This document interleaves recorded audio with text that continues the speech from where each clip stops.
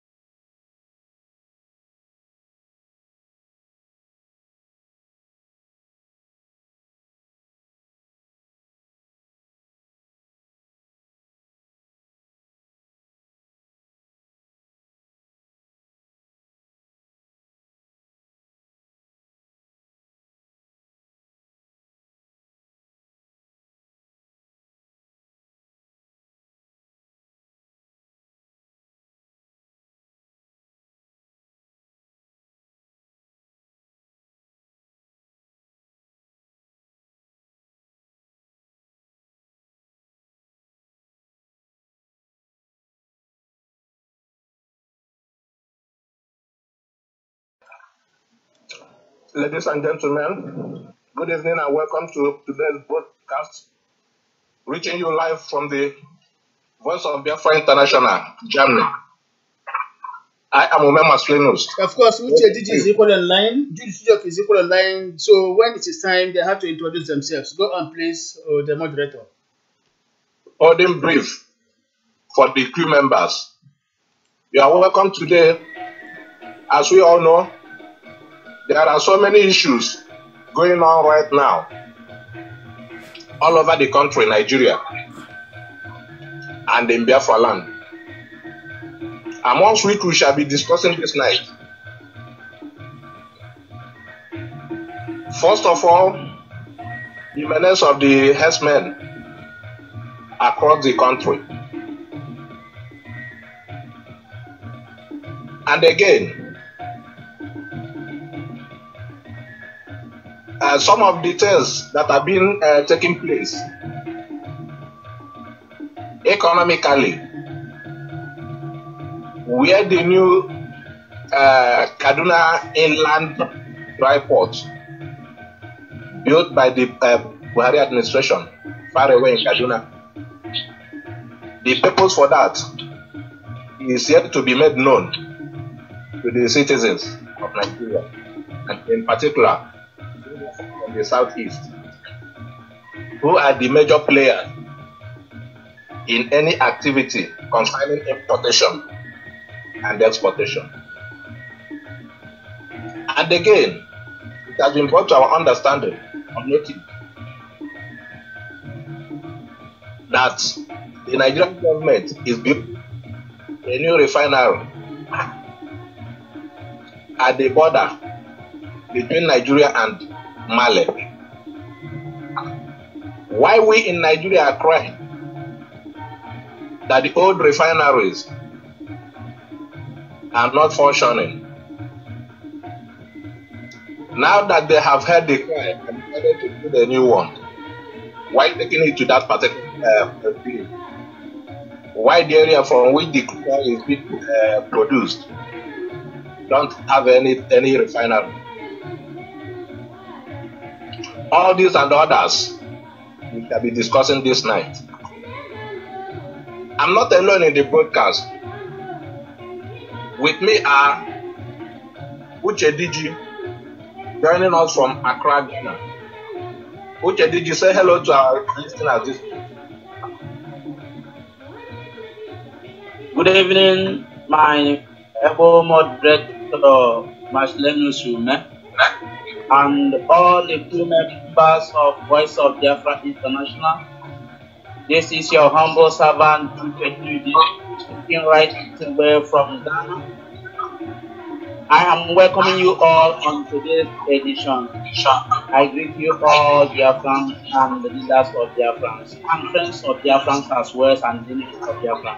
You are welcome. Thank you. Thank you. I'm from Accra, Ghana. We moved down to Nigeria, straight to Benue State, Makode to be precise. Where is joining us.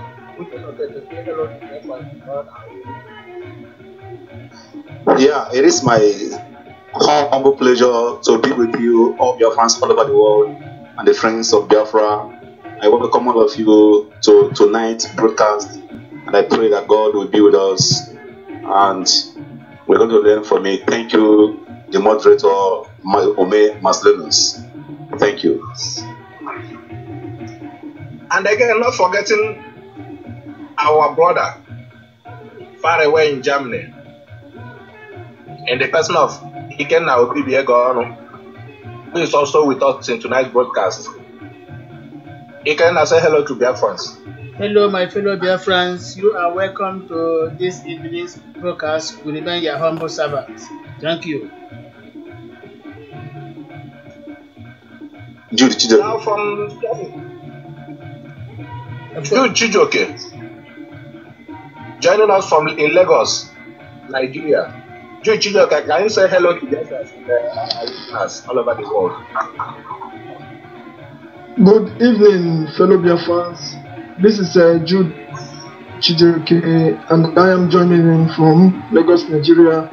I would like to urge all our listeners to pay attention as we start today's broadcast.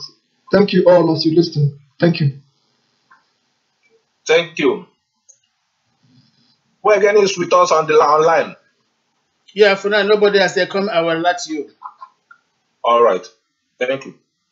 So, like I said during the introduction, concerning things happening in Nigeria under this particular administration, no, I am not surprised that things like this are happening at this particular moment. Because when Chief Dr. Ralph Wazirike made it clearly known that when Nigeria will divide, the Igbos will not play any role. It will all be played by the North. And from all what I am seeing, all those things have started playing out. And that is why the menace of the Boko Haram and that of Fulani herdsmen that are rampaging all over the country, killing and maiming people like animals, and the government is not saying anything. Neither are they doing anything. Instead, when innocent citizens try to defend themselves, they will be arrested. The reasons for arresting them, best known to the federal government of Nigeria and the security agencies. It has always been happening. And this time around, because of the fact that the government in place is a government that has come to bring to fulfillment the promise made by their forefathers in the person of Uthman Danfodio to dip the Quran in the Atlantic Ocean. We are not surprised that these things are happening now. But we have to be aware of one thing. The entire Nigeria cannot be Islamized. Neither can they succeed in whatever activity they are carrying out.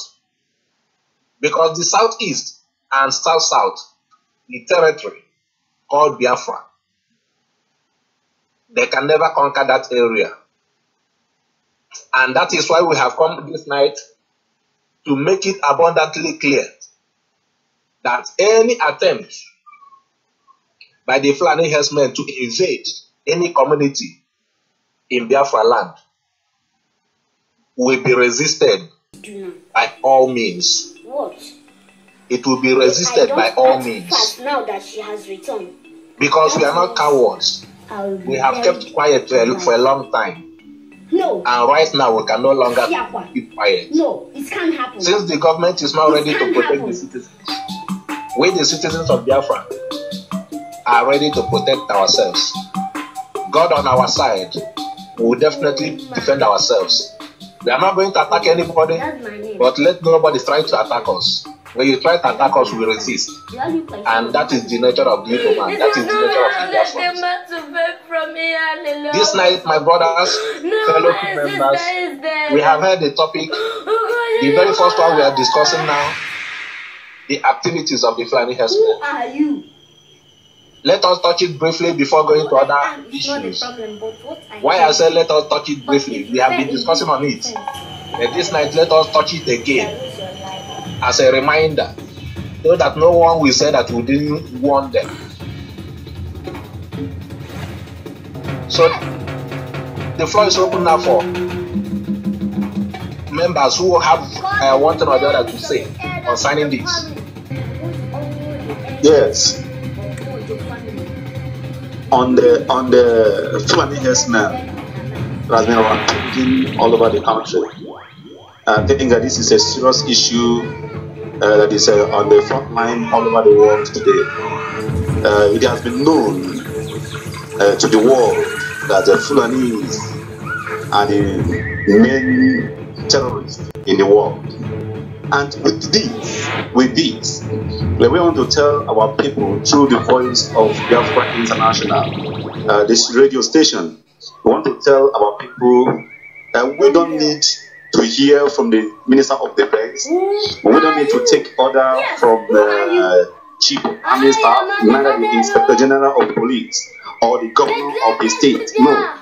All we know, since the world has marked herdsmen as top terrorists in the world, the moment we see them, all of us in our states, in our place, as individuals, we have to guide ourselves. Be on alert. Seriously, guide yourself against them, because there's been occurred. It is now a notice to us that they are not just rearing their cattle. No, they have one mission, and their mission is to terrorize every nook and cranny of the country.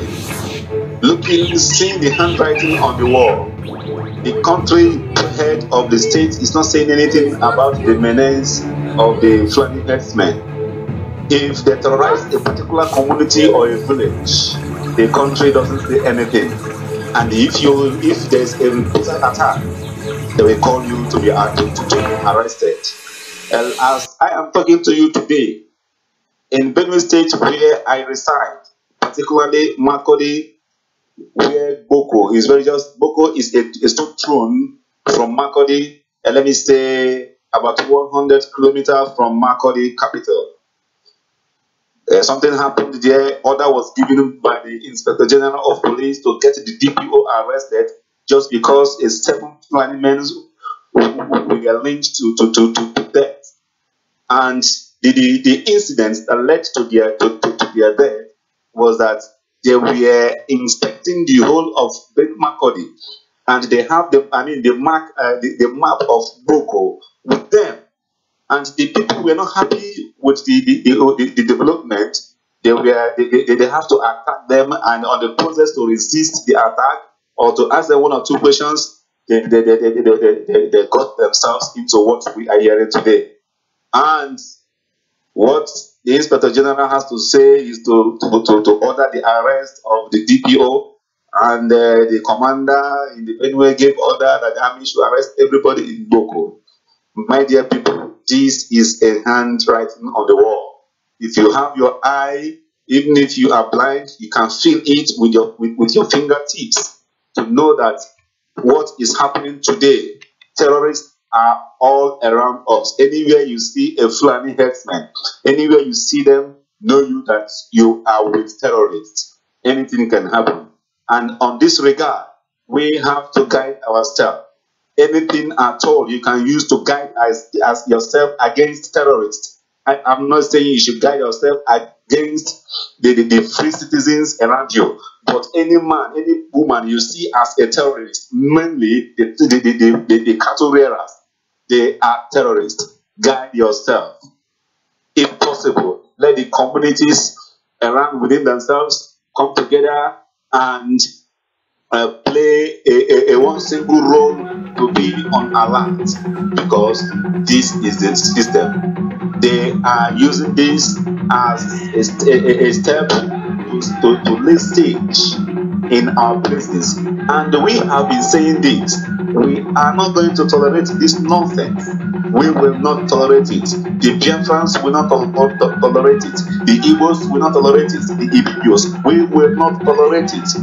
The Efik, we are not going to tolerate this, because we believe that they are hearing us loud and clear. They are connected to this media, to this radio podcast.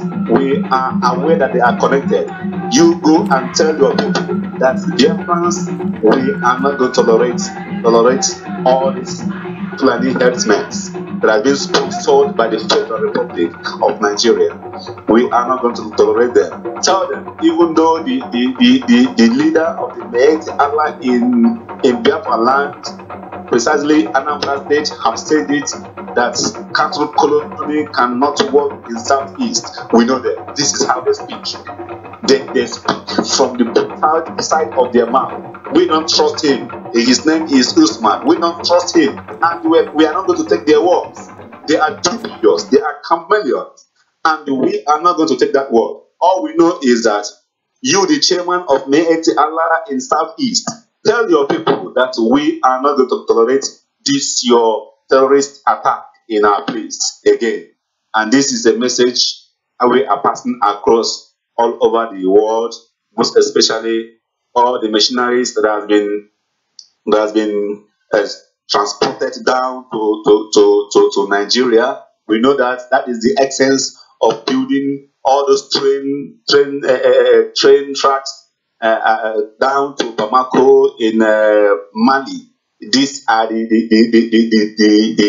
reasons why they are doing all those things, to have a flow of transportation that will ease the transportation of the terrorists to Nigeria. We know all those things. We are not blind. Our eyes are fastened to every step they are taking in trying to Islamize the country, in trying to take over the country. But we are not going to take it like. Let the government of Nigeria be from president down to the lowest office in Nigeria. Let them be Fulani headsmen. We are not going to give them that chance in our own place. And that is why it is good for you to listen to the voice of the elders. Colonel Mamangarafi understood the Hausas that they should try and divide the country now before they will lose all they have. And they refuse to obey the voice of the wisdom. Today, they are going to lose, and they are losing it today. All their strongholds, they are losing them today. And that is a prophecy from Colonel Mama Gaddafi. Thank you for today. Yeah, thank you. Hello. Okay. From Mahmoud. That wonderful contribution. Uche, do you have anything to contribute? Take up another. Yes, my moderator, Pastor Musume. You know, on this regard of Fulani men that is terrorizing Nigeria and the part of Biafra land, not while ago, I heard about them that the people of, and I think Enugu State was included. It is becoming alarming, you know. During the time of IPOP threatening Nigeria and threatening their security, we heard about Operation Dance and Kill, which they called Operation Dance and Smile. We do not see any smiling. What we see is blood flowing. So what I'm suggesting to Nigerians is to tell themselves the truth. Who are these trollists? Who are these Fulani? If you are reading newspaper today, you will understand when Chief Dr. Rafu was telling them that the hands of the federal government are there. Because if their hands are not there, Fulani henchmen cannot last not less than 24 hours. Who are there? Can they be able to defeat 1 billion in Igbo land? But once you touch them, Nigeria forces will send their security operation to come to destroy or arrest you. This is the problem Nigeria is facing. This is the reason why the injustice that is being maltreated on Igbo people and Biafrans at large is the reason why we stated that we want Biafra. This is the reason why Dr. Rafu was stated that we need Biafra, and Biafra is the only solution for we to be free and be able to develop our own local. Today, we are talking about the Fulani business. In Ghana, the president of Ghana announced that if you found any cow moving around, you are to kill it. Kill the cow and eat it because it was not meant to go on the public places, which is the right thing. We are warning all the Fulani henchmen to move down to Sambisa forest. It is not a threat, but I'm warning them and advising them. Whoever is their sponsor should send them back to Sambisa forest, or that forest where they are giving out for any a refinery or whatever they may call it. I can remember those days when we are young, when we are kids. If any man that is training some cow or cattle rearers in our village, if you fail to put them in your own house, if you fail to place them well, if you fail to make sure that none of those cattle destroy people's farms, my brother, in our own land, we will declare your cow or whatever you call it free of charge for people to eat. We will catch it. Even in our local government, some of the government or some of the governors make a pronouncement that if you found any of those cow in the market square or on the road, you are free to catch them and give them to the local government. If you come there to claim ownership of those things, then you have to pay some tax. And you warned never to release them again. So it is our tradition, and part of our tradition, the federal government or whoever that is sending those cattle there have to understand that we will resist it by all means. And when you are talking about solution, everlasting solution, this is the reason why I stated that when people are saying, oh, why the pastors and pastors are fired, I tell you the lasting solution is not even the pastors, it's not even the and others. I am telling you that today we have elders of the land, we have traditional rulers, and it is the right time we will start bringing traditional rulers in our broadcast to interview them and hear from them. Because I know that once we send the town crier to move down to all the villages to mobilize the youth of the land, you will see them no more. I am telling you the truth. In fact, I am telling you. I trust my people and I know what they can do. Those Fulani henchmen is nothing but vampires. And we cannot allow vampires to enter into IP. People was threatening people, threatening even chief doctor was threatening the whole government and the other rest of things. They kill nobody, but they come to kill them. In where they are. So what is wrong with federal government who send operation dance and smile, killed man and here? More than 1,000 people are still counting is being killed by these murderers, and they are not yet tagged terrorists. But IPOB who do not kill any person are tagged terrorists. So today we are going to make sure that they get to know that we are not happy. We are making it very clear. It's not because we are not making it for any particular person, but whoever is that enhancement that is coming to our village to kill is whom we are sending this warning to. Whoever that is sending them, we are sending them very serious warning to vacate and never listen to any advice to come to Southeast and South, because our people are warriors. They have to understand that our people are warriors and we are not cowards. Because in our land, if they may trace a history, they will understand that there is some certain villages or some certain towns every August or something of that nature, they will be doing their own wrestling. We are warriors and not cowards. So they should not dare or they should not try us. They will not and they can never succeed. This is what we are sending to them this evening. This is the message and warning we are sending to them this evening. I am telling you that if federal government are inviting the people of Yemen to come to take over our land in the name of coloring or colonizing nonsense, we don't want it. I refuse and we resist it. They have to understand that they are the ones that are mocking us in the past, that we are looking for Biafra, that we have no land. And our people cannot even, our land cannot contain them.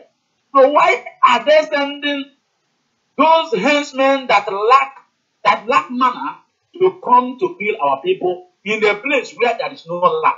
They have land, they have even an extraordinary land, they have to send those planning henchmen down to Tambisa forest, where cattle can be cloned, where cattle can find food. There is no food on the street of southeast and south south. This is what we are telling them. This is what my advice to them. It is better before it is too late, because our people are warriors. Our people are not cowardice. Our people need development and not cows. We're supposed to be talking of Nigeria's economy that collapsed under this APC regime. Instead of talking of how to repair the economy, well, what they are discussing there is how to colonize, how to bring cows. I mean, I want to ask if the federal government think that cow will advance their economy or what. We don't need their cow. We need electricity. Our people can manufacture a lot of things. Our people can be able to perform. We have something on our brain, on our core.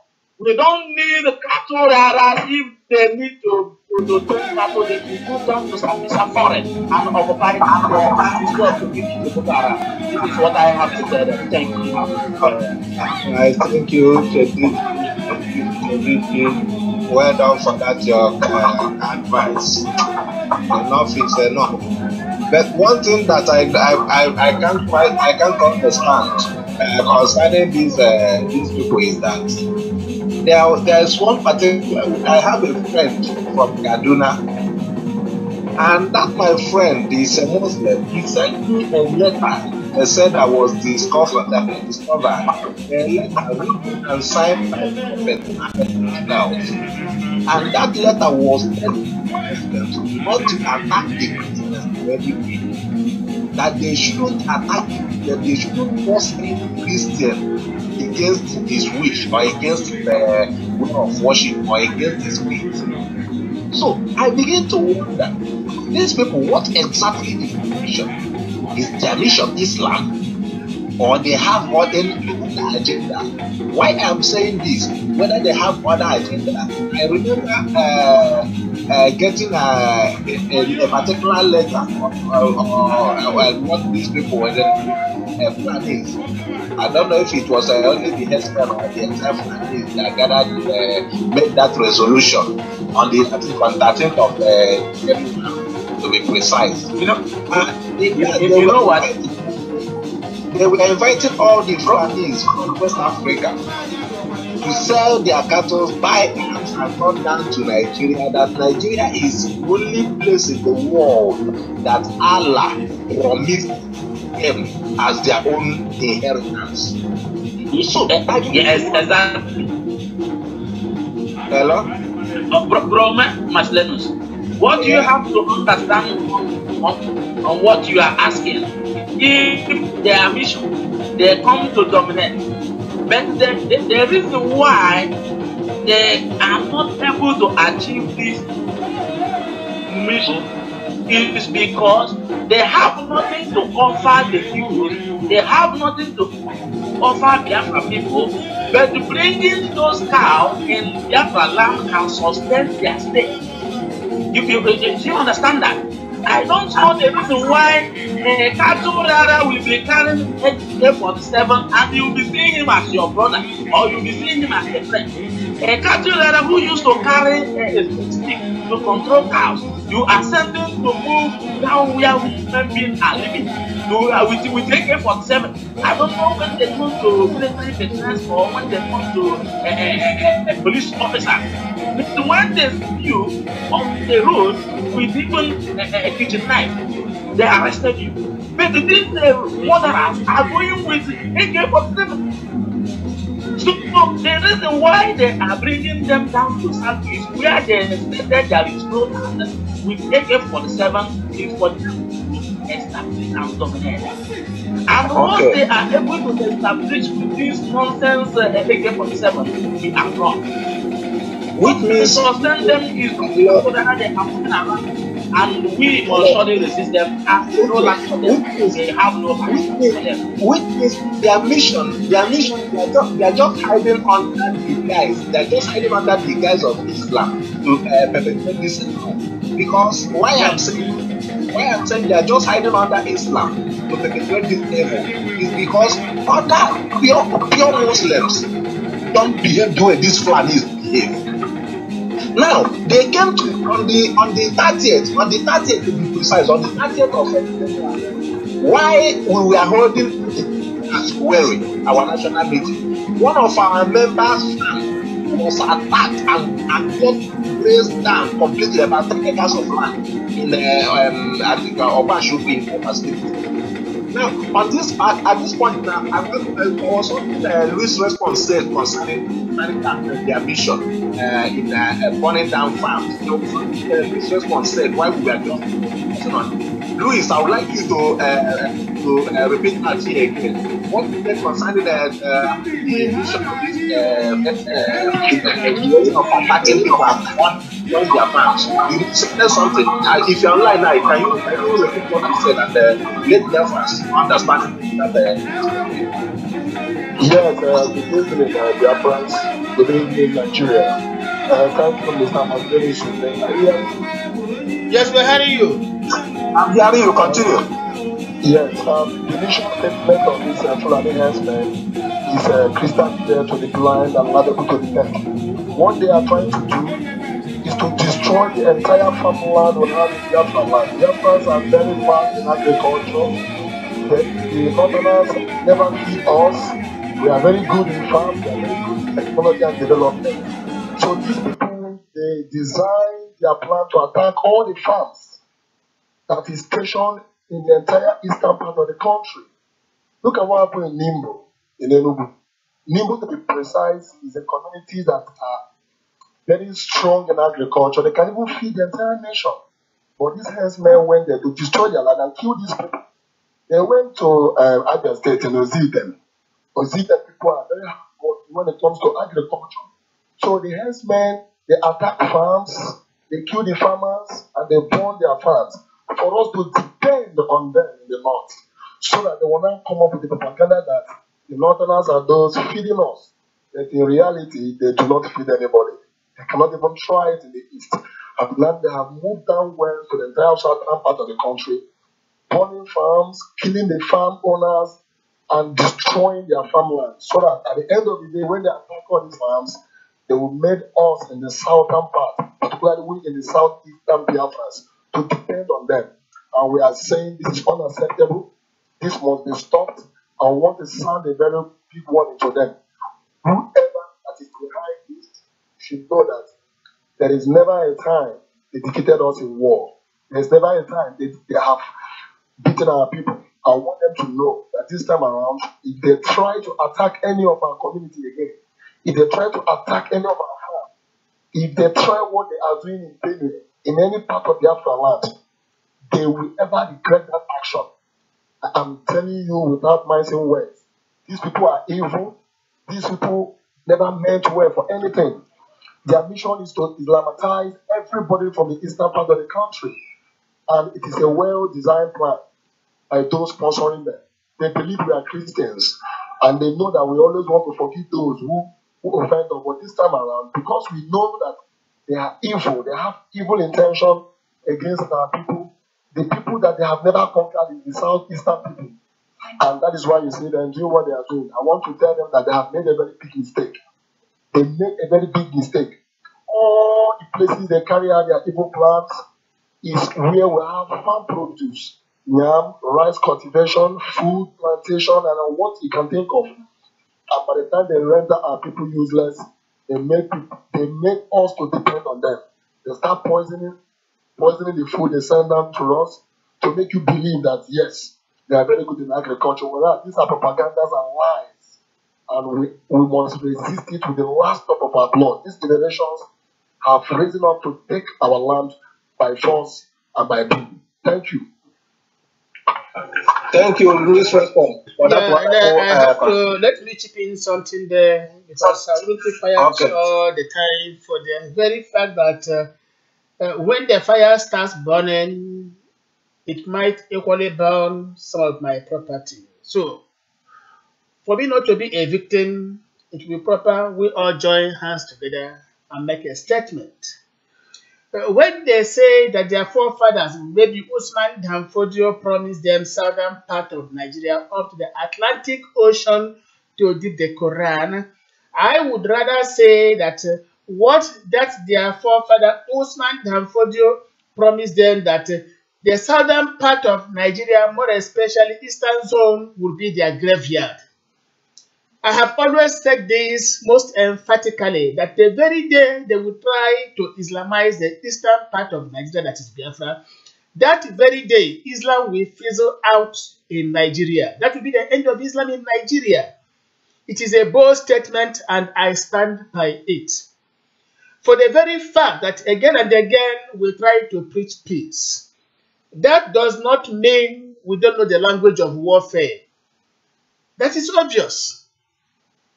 But we first of all try to extend olive branch, telling our neighbors that we don't want war for the reason that war does not pay anybody any good. But in their own arrogance, if they should insist trying to penetrate the Biafra hinterland to impose what I don't know called Islam, well, whatever they see, they will take. If they are thinking that the present day is like the 1960s, 60, 70, or 67 to 70, they must be dwelling in fanciful illusion. They must be deluding themselves.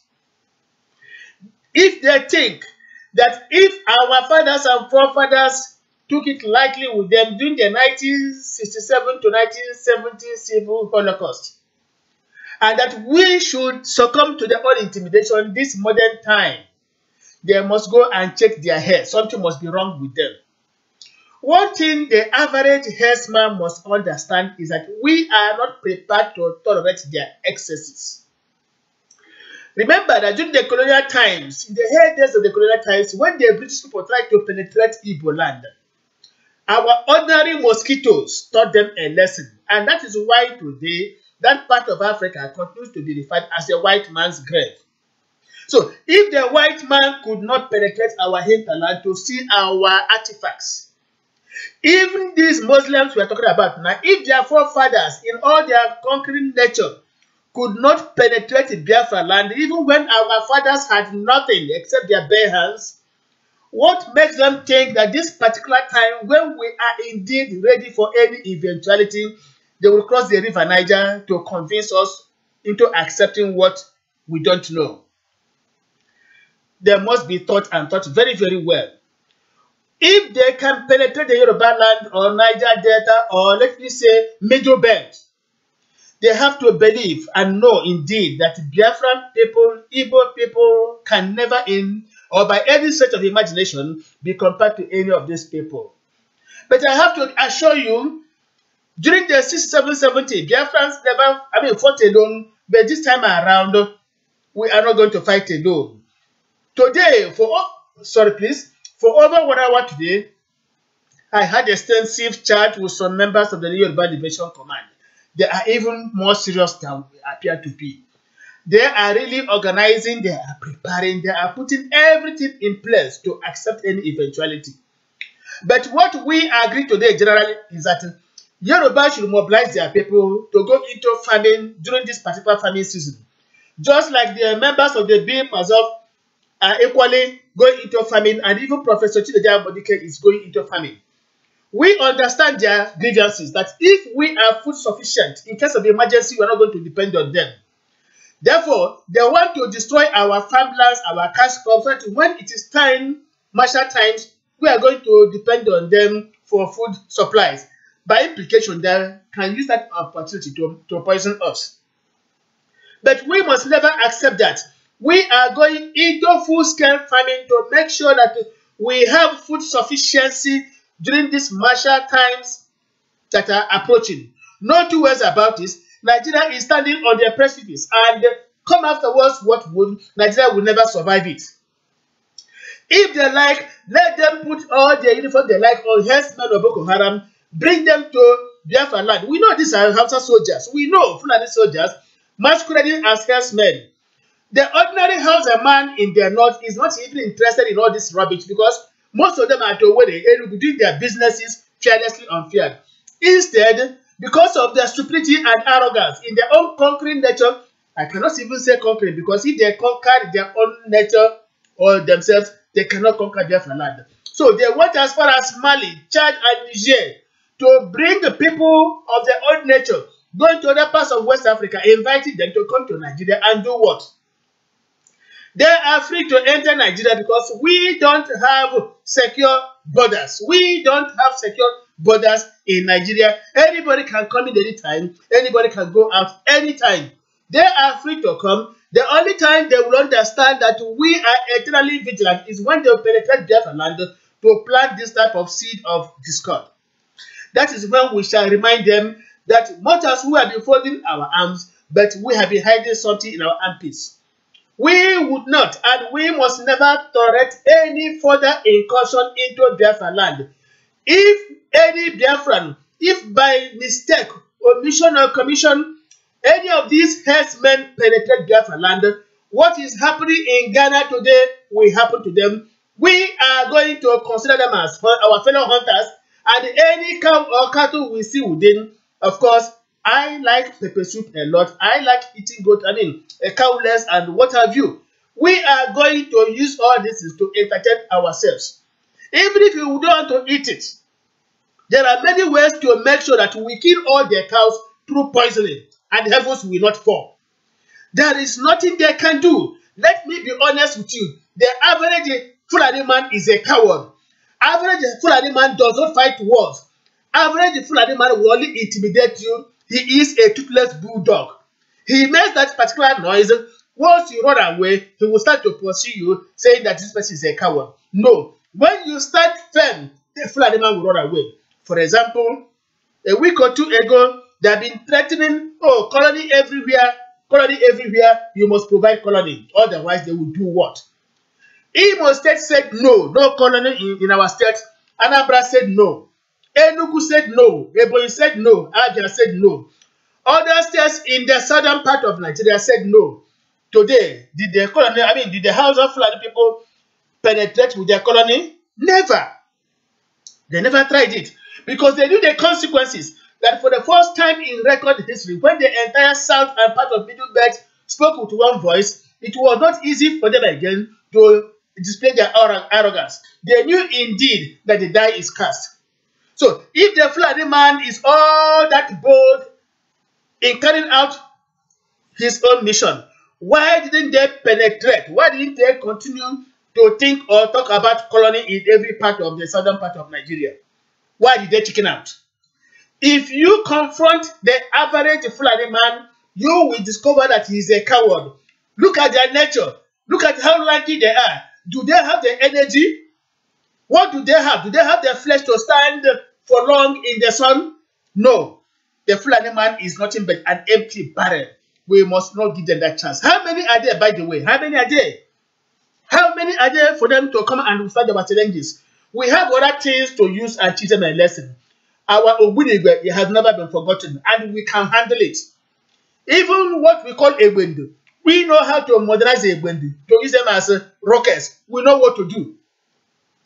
Biafran scientists are coming up. We are prepared for any rubbish. We are not going to give any, by any set of imagination, any portion of our land. We can never do that. To hell with them. If they try any rubbish, let them enter Biafra land and see the consequences. Time has gone when they used to intimidate us. If they like, let them, convert the whole security apparatus. Just a minute. Let them convert the whole security apparatus. It does not end there. Let them try it. Good enough, the Yorubas are now prepared to say goodbye to Nigeria. Biafrans have been saying it, and we are now on the threshold. Middle Belt already has written to UN to say, we are a republic of Takuruku. What else remains in Nigeria except the colony of the Fulani people? To hell with them. We are prepared for any rubbish. Whatever they want, we give it to them. Good enough and God so kind. Ijele has instructed that we must defend our land at all times. The language of peace is not when your enemy is threatening your domain. You have to put on the armor and fight it out. This is what I have to say for that. Thank you, my moderator.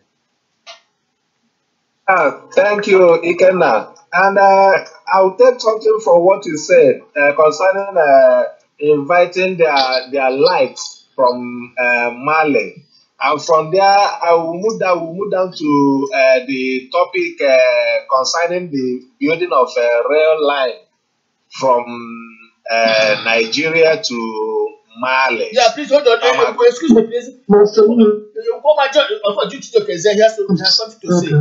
Ukoma John, sorry, please. Ukoma John is saying that our forefathers did not welcome Fulani herdsmen in our land, not to talk of Islam. And there is no way we are equally going to allow them to penetrate our land. This is what Nkoma John is saying. If our forefathers could not allow them, or if they could not conquer our forefathers, what makes them think that they can penetrate us is impossible. You're joking.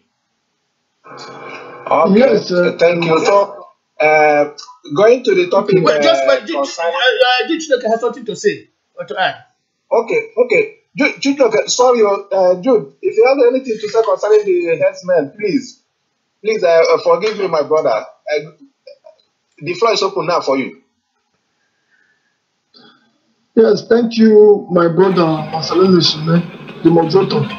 With regard of my view, concerning the meaning called Fulani herdsmen, first of all, I am so happy that the world is now fully aware of their evil plots, because it is quite clear that people have a mission, and they have unfolded that mission long ago, and they have been carrying it out gradually, but they now believe that they run the federal government in full. So they believe that they can now use this opportunity to extend their evil plots. Because it is very, very annoying that these people kill our people, they enter our lands and kill our people. But what baffles me the most is that they are doing all these things in order for them to make more money, or to make, how do I put it, to make more profit, because they kill our people, and then we end up buying the same cow from them, to bury our own dead, to bury the dead that during the waykeeping and others. It is very, very annoying that it is time that we start seeing the disadvantages, and the advantage that they are having ahead of us. Because you become the selling probably something that they want to sell, but it's just like someone that is selling, and they end up, they kill you for you to buy the same coffin to bury their own with their own people. I think it is time we become wiser, because they end up, for example, with response emphasize on it a bit. That they send their herdsmen into our own land, into our farm, they destroy our crops, and then we end up, depending on the crops that are coming from the north. This is a pure mission. It is a mission that, if you really sit down and look from the both sides, we find out that it is not ordinarily. They bring their cows into our farms, they eat up our crops, they move around within our streets, within our areas of our villages and towns with AK-47 day and night, all in the name of cattle, running on another stuff. It is not proper. They cause accidents even in the night and the midnight and the early morning. If you're on the way, sometimes they see the cows in the middle of the road, and if you didn't see these cows you can end up eating them, and then you will have an accident. People have lost their lives all in the name of cows walking around all the across the roads. The same people ends up causing traffic. They move up into various schools, where they believe that they see a land fit or other kinds of things. It is not just cattle rearing or so. They have a particular mission. You know, and at the same time, we are not just calling on the Nigerian government, you know, to do something about this, to ensure that they stop these terrorists from advancing into our land, but we are also passing the message direct to them that whatever they have as a mission, that they should withhold from our land. Because if they should try us, I don't think they will find it funny this time around. You know, I'm happy that everyone has been able to emphasize on this particular matter, and that yes, and we are trying to, you know, let the world to hear our cries, because we are not violent people. We are going to talk. Thank you very much for having me. All right. Thank you very much, Chijoke. Yes, the angle you went, I think that has to be a full topic for another day. Concerning the herdsmen killing our people, then in return we buy their cattle to celebrate our dead. I think that will be a topic we have to discuss extensively on another day. Thank you, my brother, for drawing our attention towards that. Now, the issue of building railway to Bamako, Mali, and building of a refinery at the border of Nigeria and Mali. These two, I will handle the two together. And why would I want us to discuss these two topics together? It's because I think the idea there, since they have built, since they have built the refinery, maybe they cannot be able to put a pipeline down to the refinery. So they want to build railway so that they can be conveying the products, either crude by rail and returning it again. And from here again, it will serve another purpose for them to be bringing their lights from Mali and its environment to Nigeria without disturbances and all that. So on this, what could be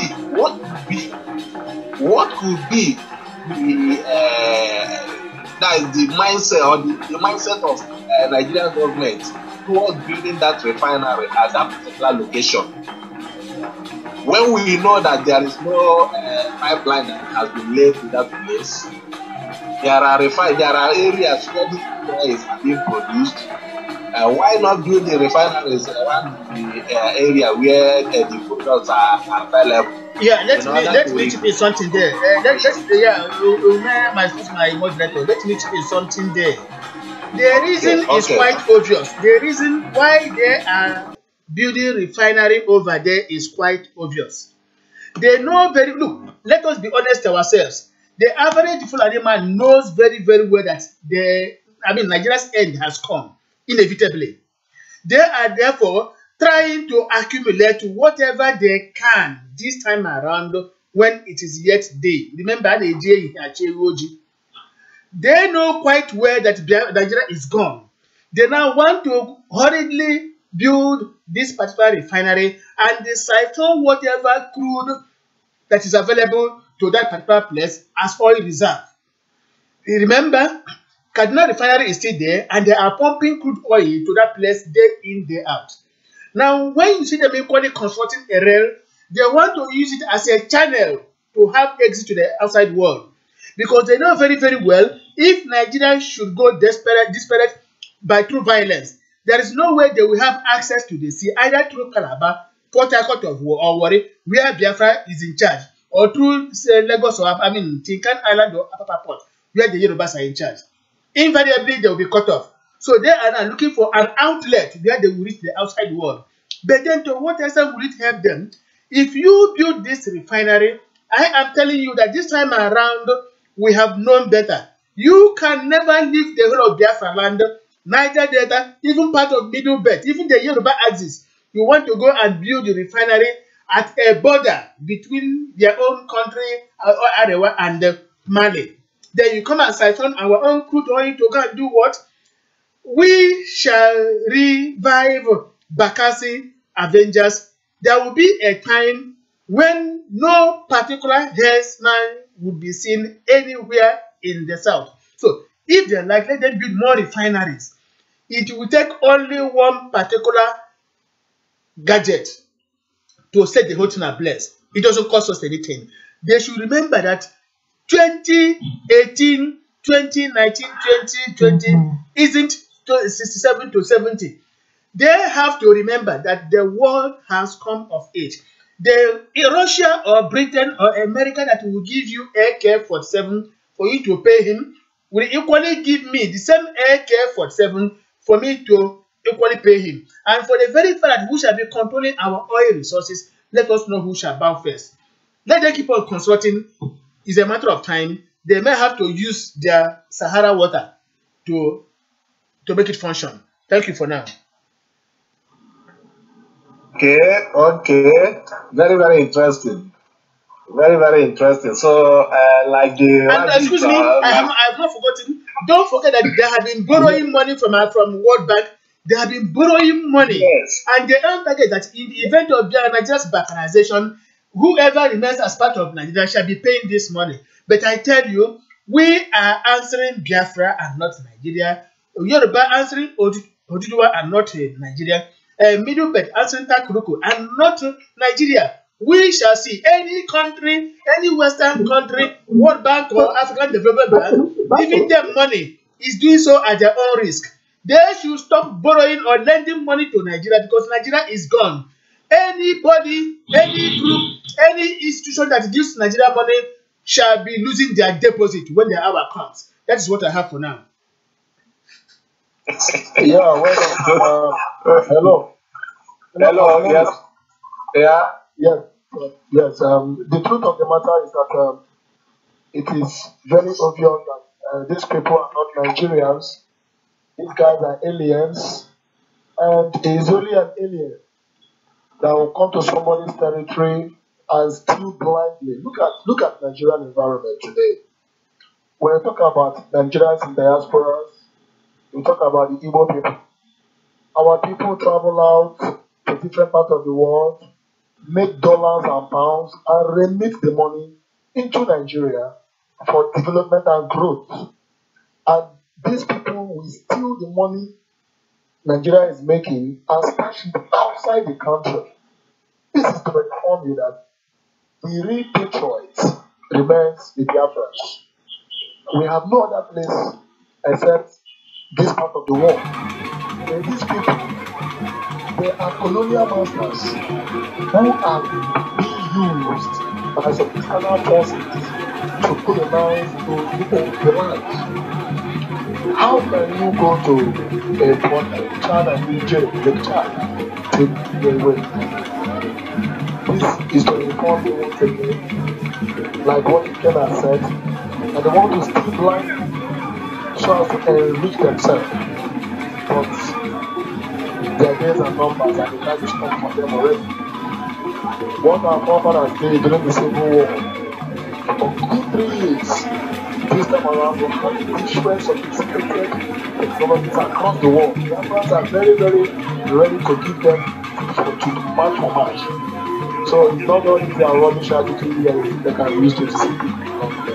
It's unfortunate. When we tell people that this coming government has no intention to rule Nigeria, but to come and carry out an Islamic agenda, all sorts of names. The so-called educated people call us all sorts of names.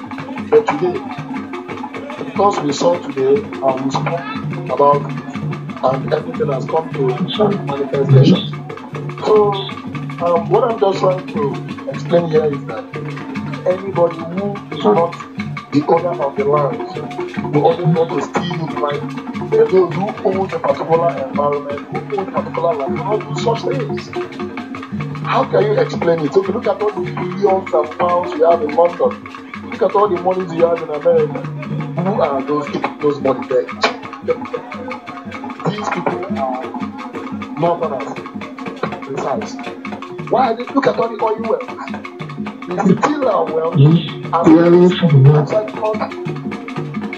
This will tell you that their mission is not to come on, not to rule. They should go and rule themselves. They should go and rule themselves. And the time is up for them. Thank you. Yeah, thank you, Louis, for that wonderful contribution. I think it's now quite clearer why the The fact railway is, this present government of Nigeria is clearly made up of not. and why the refinery has been or is being built at the border between Nigeria and Mali. Now, what is still surprising to me is this other railway that they are constructing from Kaduna to Niger Republic. What is the economic importance of that to Nigeria? If not what said that they are trying to exit when the uncertainty begin to happen. They are trying to create exit route through the Kariki outer wall. I don't know if there is any other economic importance of that particular rail that they are constructing from Kaduna to or Katsina, from Kaduna or Katsina to Niger Republic. If anybody has anything to say concerning that, before we move to the inland dry ports. What you have to understand that excuse me, don't be offended. Don't forget that most of these Fulani people you have today in Nigeria are from Niger, from Mali, from Chad. Even some people in the north are testifying to that. Most of them are not Nigerians. Don't forget that the current director of National Intelligence Agency is from Chad. From birth to primary, secondary, to university level is a Chadian. But today he's director of National Intelligence Agency in Nigeria. Don't forget that Abacha himself was from Chad. Don't forget. Buhari himself, his own grandfather wasn't a Nigerian. Know this now. And there are speculations that even Aisha Buhari herself is not a true Nigerian. So many of them you see in Nigeria today are not Nigerians. Have you forgotten that this somebody, one emir in Adamawa, during the 2014 conference, the man made it abundantly clear that if Nigeria cannot hold, they can move back to northern part of Cameroon, where they come from. Did you forget that? Many of them are not Nigerians. That is why you see them having interest in Nigeria, but not to develop Nigeria. They only want to reap our resources and disappear.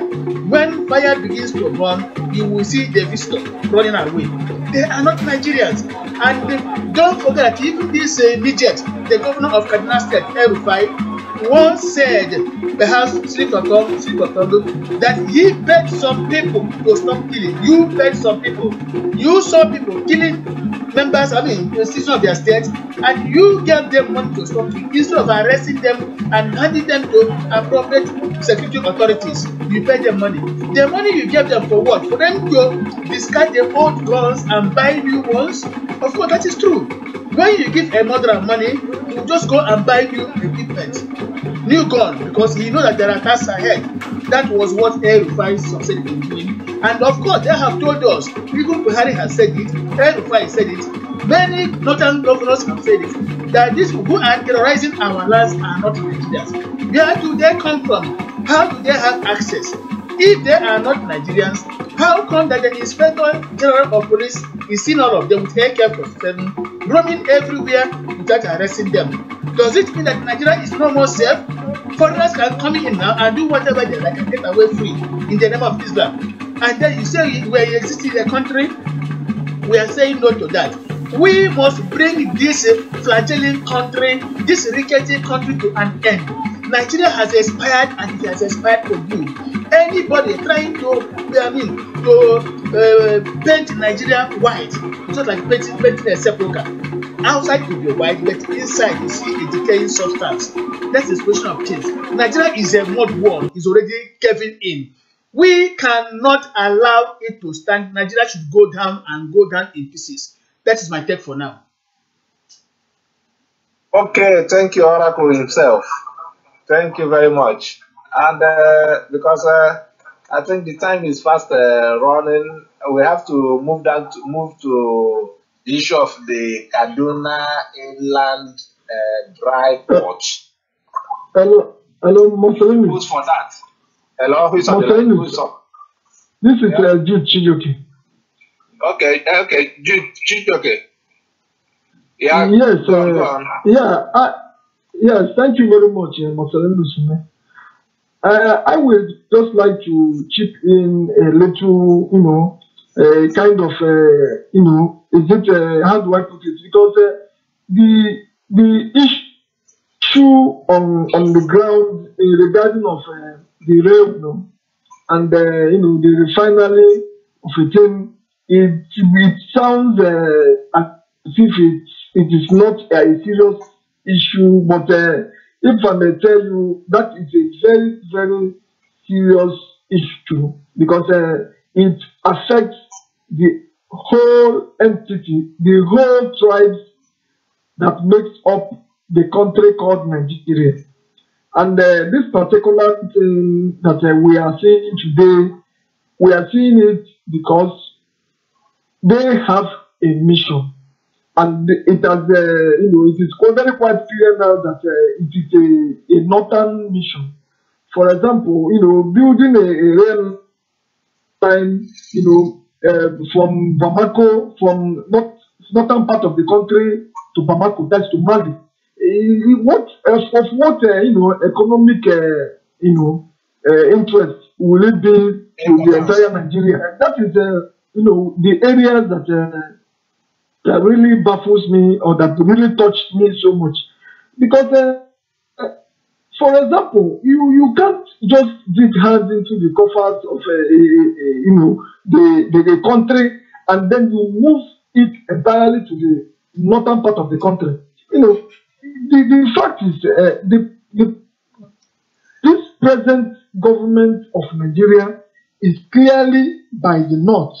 And for the northerners, they make appointments, they occupy all the offices, they decide what they do when they want to do it, and if you decide to talk, they will pick you up and call you whatever, and you will end up either being investigated or you end up, for the rest of your life, you're going to court and other things. It is not proper. This present government knows where the country lies, but they don't want to do anything about it. Instead, they want to use this opportunity that they believe that they have the power in their hands to build the entire north. For example, reduce different kinds of things in Biafra land. If you go to Biafra land, go to Aba, go to Maya, go to Enugu, go to different part of even Anambra State, where we have the very big markets, where we have our farm produce and co. Nobody builds a line from those places to the other countries, let's say to Ghana, Aba, to other part of neighboring countries. They don't want to build such because they will open up that such areas. They don't want it to develop. Economic activity. So but they prefer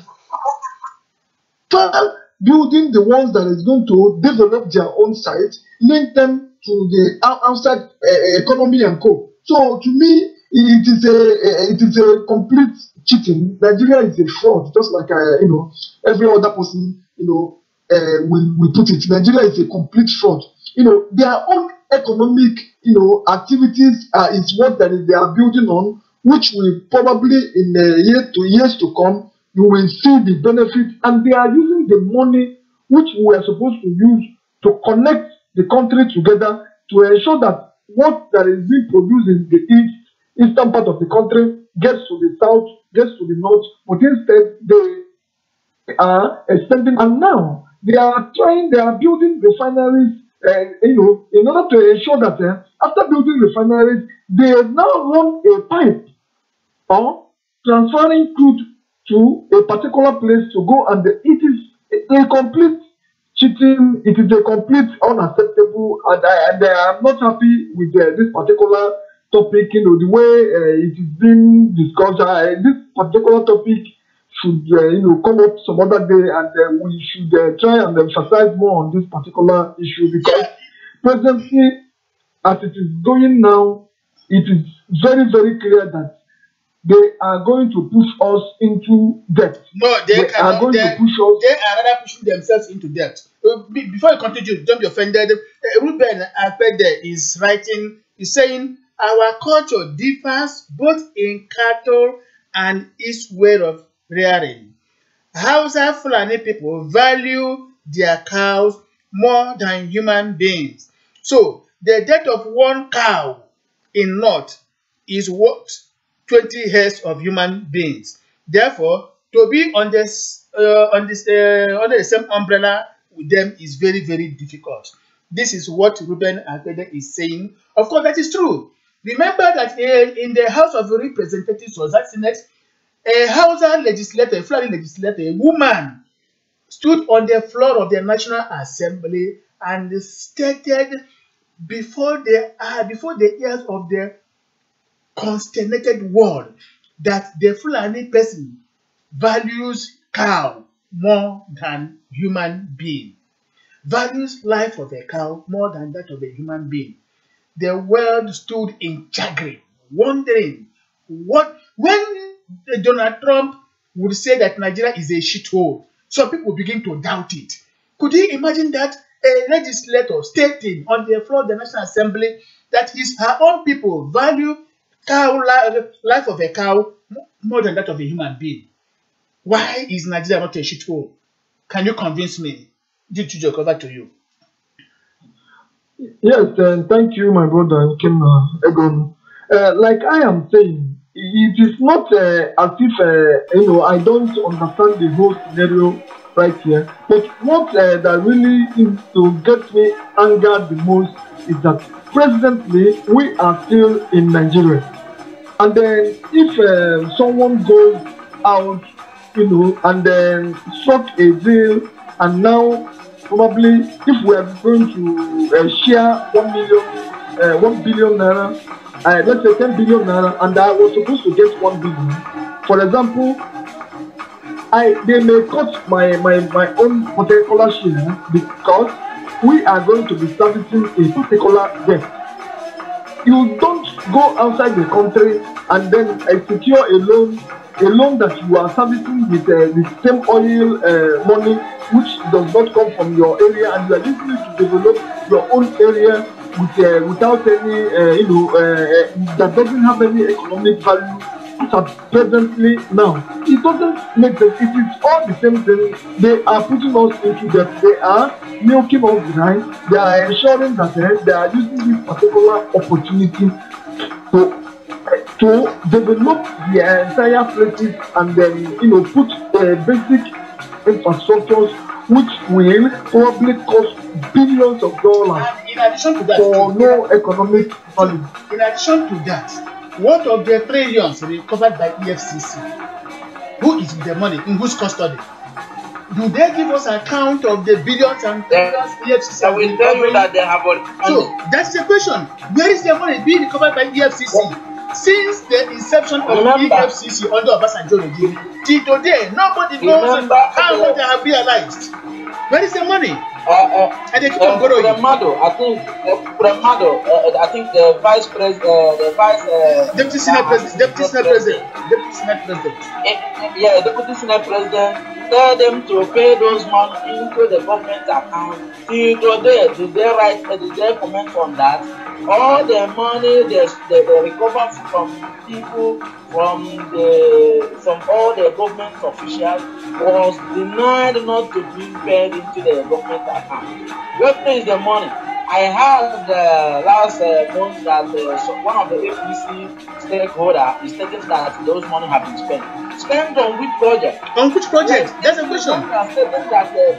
When you are stating that President Trump is cutting African shithole, in Nigeria, that's I think that is where he is referring to. Because what is happening, that is what I wanted to state on before you take over. You know, Nigeria is a very big one. In fact, shithole is even better than Nigeria. If you can be able to exist for 50 years and you train you train an engineer, you train a doctor in a university that cannot be able to have electricity in your life for 50 something years, what a shithole are you still looking for?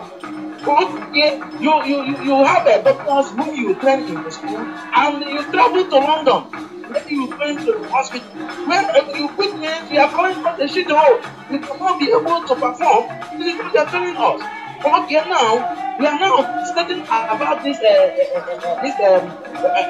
train and way or something that is heading to Mali and other Niger and the refinery station close to Mali.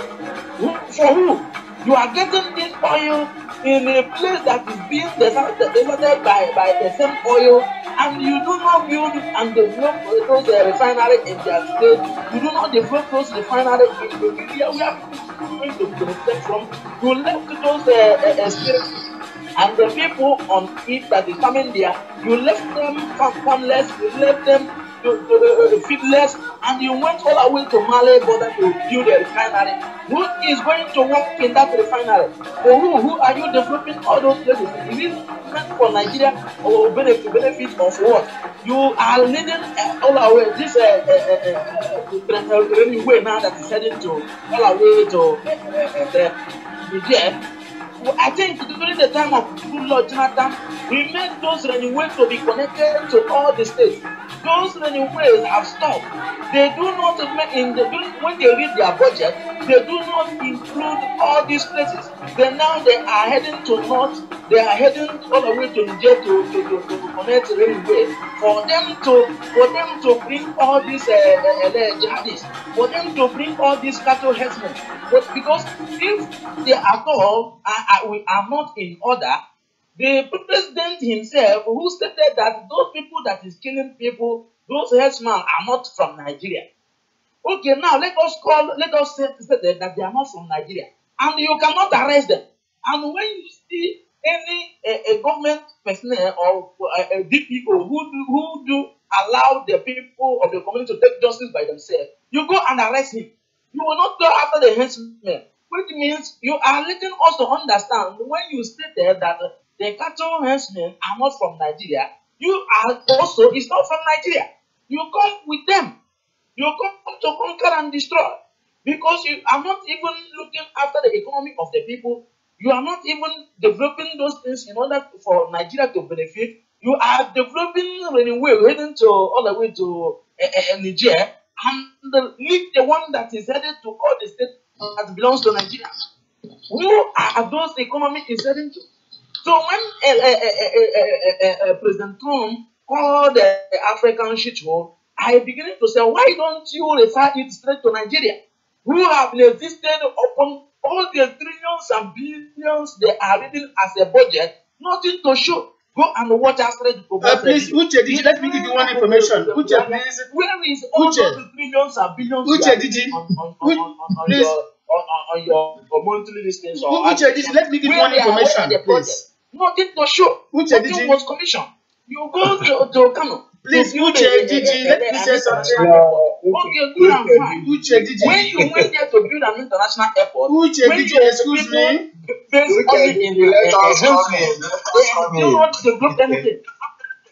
you. Uche, did you please?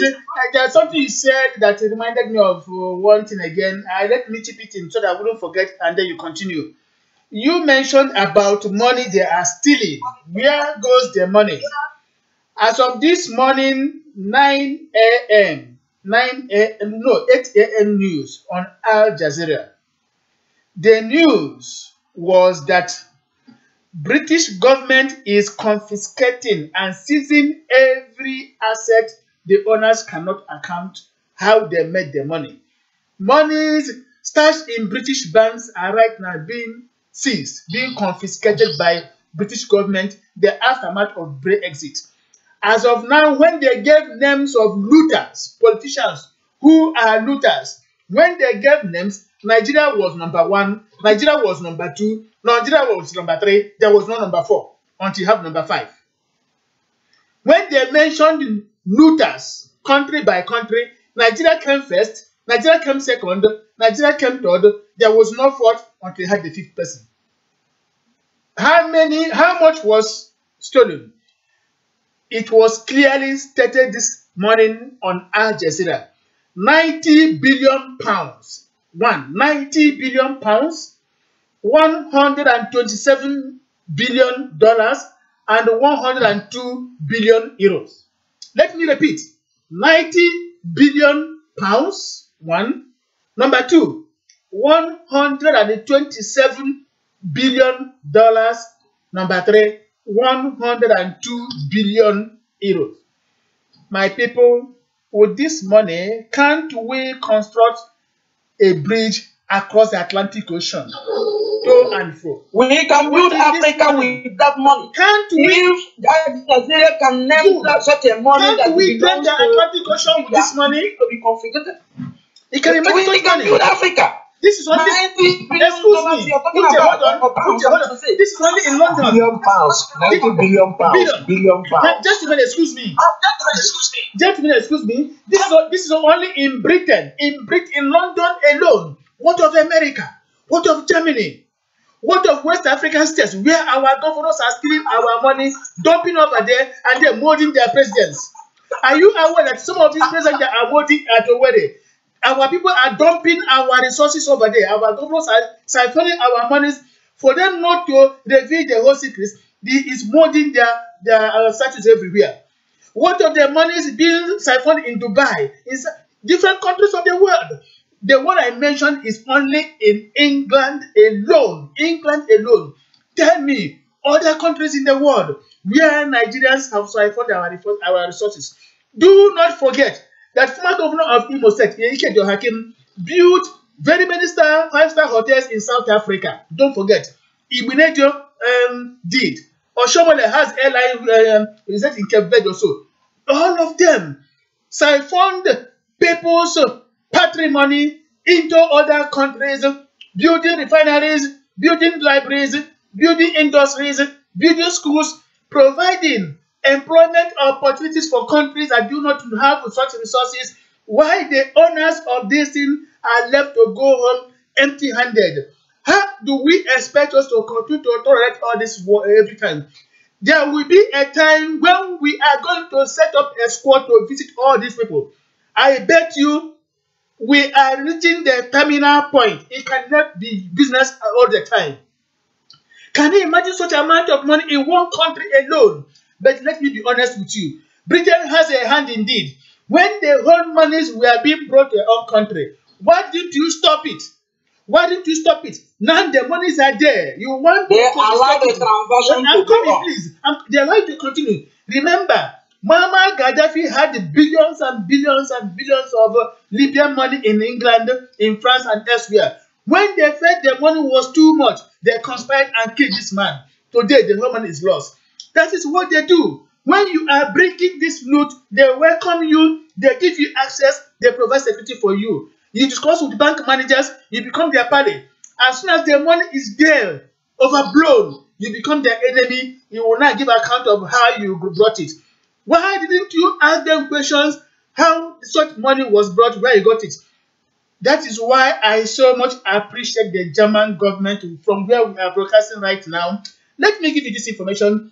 Before you bring any dime from outside the world into Germany, you must inform the finance amt here, the finance amt, how you came about the money. The police, the German police must be involved. Let me be candid with you. As Chief Dr. Rafu Wazirike, who made it possible for us to be here.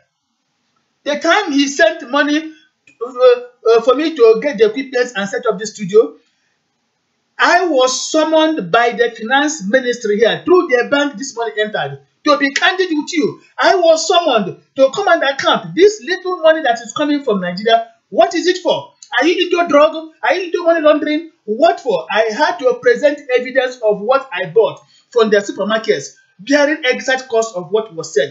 It was only when they saw the whole receipts of laptops, gadgets, that we bought something from the supermarkets. That was when they believed that it was not money laundering. This is how government of Germany controls the economy, not allowing criminals to come here and destroy it. That is why for every cent here, it has a value. If you take a cent and go to market to buy something, every dime has value here because they don't allow invaders to bring in looted funds to come and destroy their own economy. Britain is a criminal country. Britain has never gone to any country and failed to loot it down. Remember, wherever Britain stepped their foot on, it is just disaster. From the colonial time to the present day, British government has been a first-class criminal. That is why the predicament we face in Nigeria is the making of the British Empire. They do not allow Biafra to go because they know we know what they know and even know better. Consult the YouTube. Go and check the history of Harold Wilson. A journalist asked him, how come that during the Civil War, Britain did not bother to support the Biafrans that to borrow their own culture, even type of religion. Instead, they went and supported the Islamic people. What Harold Wilson said was, the average Igbo man is too intelligent that they cannot manipulate him, but because their houses are fools, they chose them for them to dance to their own tune. That is the Britain for you. There is nowhere they have stepped their foot. It's not a disaster. They knew our people are looting us dry. But to stop it, they will say no. When you would have brought all those things, it becomes their own. Remember, a few days ago, I made a post. How come that our prominent men in the whole of Nigeria, when they are sick and go to Britain, they don't come back? They bring us back their corpses. What happens? When they say they have the best hospitals in South for our money there, when you get down there, they poison the person, the money becomes their own. It is only here in Germany they will give you the best with your money. They must be honest with you. If it is something curable, they will tell you it's curable. If it is not curable, they will tell you it's not curable. Take the person home and go with your money. This is what is happening here in Germany. They tolerate no rubbish from anybody. And that is why, despite the fact that these Islamic marauders are everywhere, start beating the whole of Europe, from Britain to France, they can never try that rubbish in Germany. On few occasions when they tried it, they regretted their lives. This is what we are saying, that we must hold Britain responsible for all the atrocities that are happening in Nigeria. Enough is enough. There will be a time we are going to call Britain to order. Don't worry. Nothing lasts forever. Nobody wins all the time. Otherwise, others will be losing all the time. God, in his infinite wisdom, did not make it so. You gain some, you lose some. Those who started the race are not those who are not going to break the tape. It is a matter of time. Britain shall soon take the back seat. Thank you very much. I wish you can go on and on and on and on and on. Thank you, my brother. Thank you, my brother. Then, yes, okay, this is like I am saying earlier on, I was trying to. I believe that our people are listening to this night edition. So this broadcast is a very, very, very fantastic one for our people to learn from our mistakes and the mistakes of this country, because that country is called Nigeria. Yes, I think yes. Okay. Go on. Okay, Uche, did you, sorry, we don't have much time again. Let's just touch briefly on the issue of Kaduna Inland Dry Port. I think we have to discuss on that and explain. Do you know exactly what I wanted to ask before this thing comes up? Please, all those people that is building airport and building railway that is crossing to another nation, where when they do not have those railway in their states, you would have asked them, are they businessmen? Are they being known as a businessman? If not this business that's being manipulated by federal government to give Aliko Dangote mandates to be supplying cement and other rest of things, why they shut other people's company down unjustly? Are they businessmen? Those people that used to enter the flight, the 80% is a Igbo man. Why there is no even international airport present in our states? There is no any way that is crossing us, that is connecting us to make things easy for these businessmen not to be flowing the road that is causing many accidents. The only way going to connect is just where they are going to bring those whom they claim that are killing us, whom they claim that are the henchmen. To be frank speaking with you, I am telling you, I have interviewed not less than those so-called shoemakers or whatever in my own village. Once they pass, I call them. So when I speak outside and ask them, are you from Nigeria? Are you from North? They say no. They are from here. Now you will understand that indeed, when quick means them that keep silent is also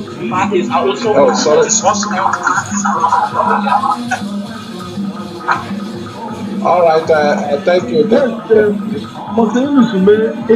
I would just like to conclude a bit, because actually when I was talking, I said this particular topic, we didn't emphasize enough because it is a pure cheating, it is a fraud, and it is a pure looting of the entire country, funds, and they are being used in a particular place. You are right. Yes. So now it is very quite clear now that Nigeria as a whole is a fraud. And because I told someone that you cannot steal from yourself, but whereby somebody comes to your land and takes something that belongs to you, all in the name of you are one people, and ends up using it to develop its own area, its own economic, that is a pure cheating, and it is not acceptable. It is a very, it is quite clear now that there is nothing like Nigeria. Nigeria only exists because of our resources, because of our oil. So it is simple: no oil, no Nigeria. Thank you very much, Marcelino. We can now move to the other topic. Thank you very much. Hello. Yeah, I don't want to say something. Yeah, go on, go on. Yeah, good evening, Biafra, good evening, Nigeria, good evening, everybody once again. The truth of the matter is this: the Hausa, Fulani, Oligaki are too small to fight the Biafrans. The people who run the whole game is the British government. Before the colonial era, our people are highly civilized. We have a way we do things. When these people came, like we said, in Denmark, they couldn't penetrate and manipulate the people. But there's not one evil language now. So having destroyed our land and created Nigeria, they gave Nigeria a name. And the Igbos have known it. They gave us all kinds of names and groom what I call patriotic professors who went to different universities and be spreading this stupid and foolish ideologies that Easterners never had a way of life. But the reality of what they know, we know better than them. So Nigeria, no matter the price, cannot side our people. They brought wicked policies. Look at the National Assembly, the way it was structured. This is a will of the day. Was it discussed the budget? The Minister of Transport, who is everything in our nation, what did he say about it? Last week or last month, the Federal Revenue Service donated almost 4 million. What are they using this money for? It is very obvious that there is nothing called Nigeria. There is no nation called Nigeria. Nigeria is the creation of the British government to suit their selfishness and their foolishness at the detriment of our own. According to late Dr. Nnamdi Azikiwe, he said in the 50s that Southeast Africa, our own deposit with CBN is about £2 million. The West, the era of cocoa, about £750,000. Then the Northern and are not doing about when you bring these two regions together, it's not even close to what you have in the East. So where lies all this false history? That is why they don't teach history in the universities. They bury it to deceive our people, to deceive the world against us. But thank God for bim-massob family, thank God for Biafrans, thank God that say, no, these things will not continue this way. So my stake on the issue of Kaduna Inland Port is that they want to use the same opportunity and import every consignment needed and transport it to this port where they will now be taking it to Niger and other part of Fulani countries and develop their places because once the public is colonized today, they can no longer have access to it. In a nutshell, look at the policy of Nigeria against that. You give monopoly to one person, you come to the first man, and there is no perfect market, there is no competitiveness. You keep wondering, where did they get this ideology? Look at our little children in our primary schools today. When they send our children, they tell you Musa is an engineer, Kayode is a lawyer, Emeka is a trader. Where did they get all those stupid ideology? They send our people and they come out and tell you that we are not educated. Whereas in the 1900s, you will see our people who will perform exploits in different aspects of life. Look at the likes of late Dr. Academy Francis, who graduated from the University of St. Andrews University, the only university we have in Britain, in 1936 as a medical doctor. Why can't they start from him? So Nigeria is built on false roots. Nigeria is a creation of British Empire, and they continue to use the weak to rule the strong. Because if our people should hold power today, we shall industrialize and develop every aspect of this country such that no enemy can ever come to deceive our people. And they know it. That is why they all want our people to have access to power. And they still bring all kinds of policies to call us back. I give them an example, my brothers and Biafrans. When you travel to North, about 2 or 3 kilometers, you discover that these are empty lands with over 200 local governments. And every month, they allocate resources to this empty, dry land that run into billions of naira. Then you come to the southeast. For example, there's a local government in Southeast Africa, for example, where you have 15 towns. And this town is highly populated. If every local government gets 2 billion, for example, you can imagine the little money that will come to one local government in the east. Then you will share it with an empty vast land allocated to goats and all kind of animals. And our people are forced to travel to north to make money to develop east. Our people are forced to travel out of the country to make money and bring it back to Nigeria. Yet, nothing is worth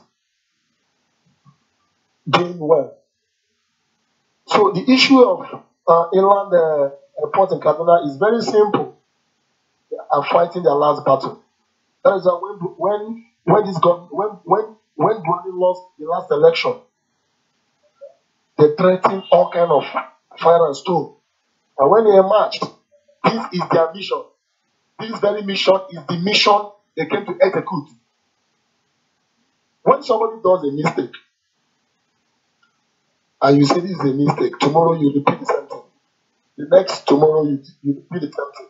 The next day repeat the same thing. It is no longer a mistake. It is rather a decision taken. The activities of the herdsmen, the policies of the federal government against our people are cut off from air, they cut us off from sea, and they block us from every aspect of human life, but yet we survive. We come out stronger. Our resilience cannot be challenged. and they know it. And yet they say, if these people can survive on these policies, I'm afraid they have their own country.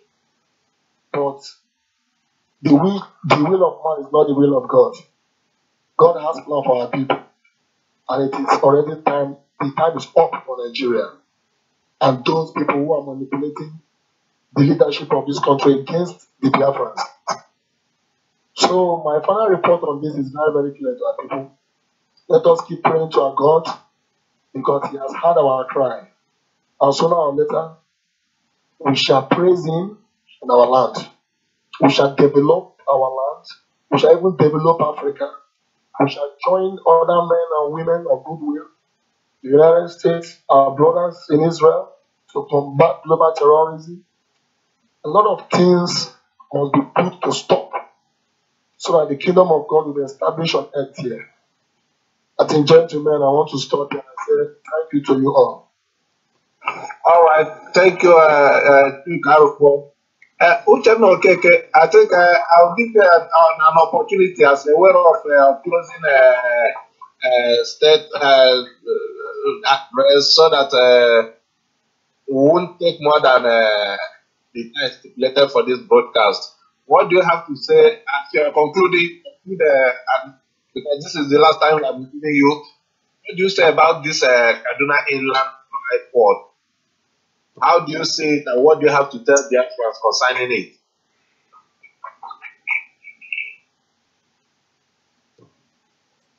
I don't know if Hello. yeah, it seems to be disconnected. I don't know. Okay.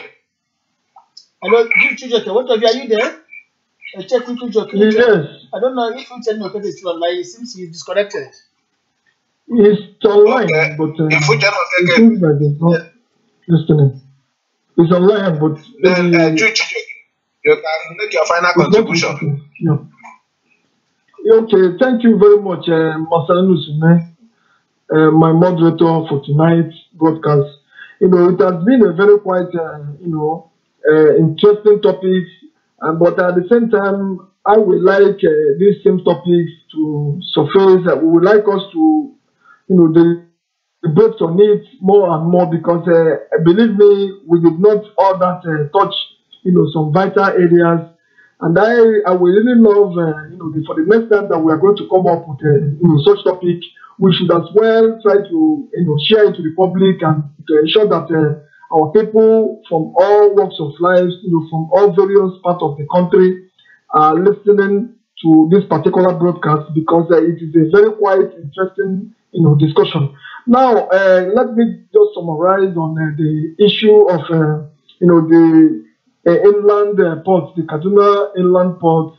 This particular, matter. Each time I hear of it, it just baffles me in a way because I knew that all these things are for purpose, and just like they know that the Nigerian state in general is probably coming to the end, so they are doing everything possible, and then it is a very quite, unfortunate for the southwesterners because for now I am very much aware that their eyes seem to have been opened rather than before because they believe that yes, the international airport that is functioning with the full capacity, the seaports and including the the land ports. I'm talking in terms of Badagry Expressway to other neighboring countries that the country probably cannot do without them. But today, in the name of decongesting this and decongesting that, a railway is now being built from Lagos to Kaduna. So if you end up, residing in Southwest and you call yourself a businessman, and now you go to Kaduna to go and clear your own goods that arrive through your own, from your own land. It doesn't, and it is very clear. It is a plot, it is a plot of, it's a northern plot. That is how I see it. So it is time we tell ourselves the truth. It is time we look into the cause and then the solution to all this, which is simply break the country peacefully, let every zone, let every region go and develop and then do whatever they can with their own self. You will see that we will develop easier. Because from today, they have seen everything that we are talking of. So it is a fraud, if you ask me. It doesn't make sense. All in the name of whatever they like, let them call it. I do it because if I keep my dinner here, it doesn't take me time. I just move down to my place, I'm moving to my own warehouse. But now, I will have to go to Kaduna to go and clear it. That is clearly where they are heading to. That is clearly where everything is heading to. They will never tell you that is what it will be. But presently, by the time you clear it in Kaduna, bringing it down to your own area, you will end up spending more. They will block the road, and you will find out that you will become a full slave. But presently, you are still being, seen as probably there is nothing wrong with it, all just to be congested in one for so. But these are all plots, and I wouldn't want us to fall into such. I think that is my little cheap take on that particular issue. Thank you very much, Martin. All right, thank you, Chijoke. Uche DG, and a way of conclusion, I would like you to answer this question concerning this Kaduna Inland Dry Port. Is the idea of that port, is it to carry goods that are meant for the north to that port, to Kaduna, so that it will be cleared there in Kaduna? Or is it for every goods that comes into the seaport that they convey all of them to Kaduna? Then the owners will come and clear them there and then take it back to the area from where they transported them to Kaduna. Is it? Well, I don't know, because I think Biafra would like to understand, because we are the main people that these things will affect more if it is the way I'm taking. So, in a word of conclusion, what do you have to say concerning the question I just did?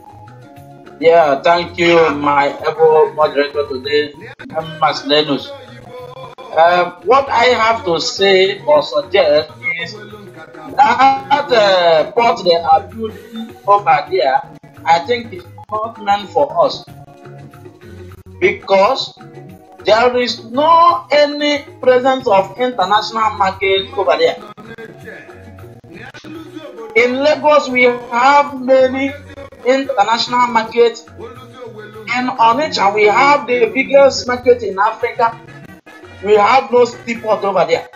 In Port Harcourt, even the seaport there is no longer working. In Calabar, the seaport is there, you cannot stand. And you go all the way to Kaduna to open another seaport. What happened to the old ones that we have that is not functioning, that you people shut down? Now, I'm trying to understand that they are building all those things for the strangers they are calling on the media for them to come to take over the land. Because they do not fear, they are not afraid when they write an open letter calling all the Flamings in Mali and other parts of Africa to come in. That is the seaport they are going to make use of to bring all their gadgets. When they are talking about the seaport or the runway, that is what they mean. All this, they are just preparing a route where those people is going to come from. Because those seaports or whatever runway they are building there is not for us. When you are talking about this seaport of India, if a woman can stand before the House of Assembly or Senate to declare that a Fulani man regarded a cattle than a human being, don't you know that the shithole, there is nothing more than that kind of shithole? A cattle, you regard a cattle and you are not afraid. to stand and say that the Fulani man regarded a cattle than a human being. How can I live with such a person? The shithole is more better, more preferable because a shithole cannot hurt you.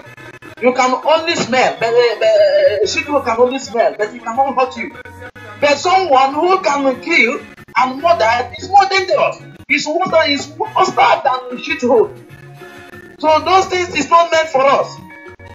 If they think that those things is for Nigerians and they are doing it for the betterment of the people, they have to go all the places there is international market. They have to go and look all the abandoned, all the projects that was abandoned regarding the people and open them. Revive them to start working. That will reduce accidents by the road.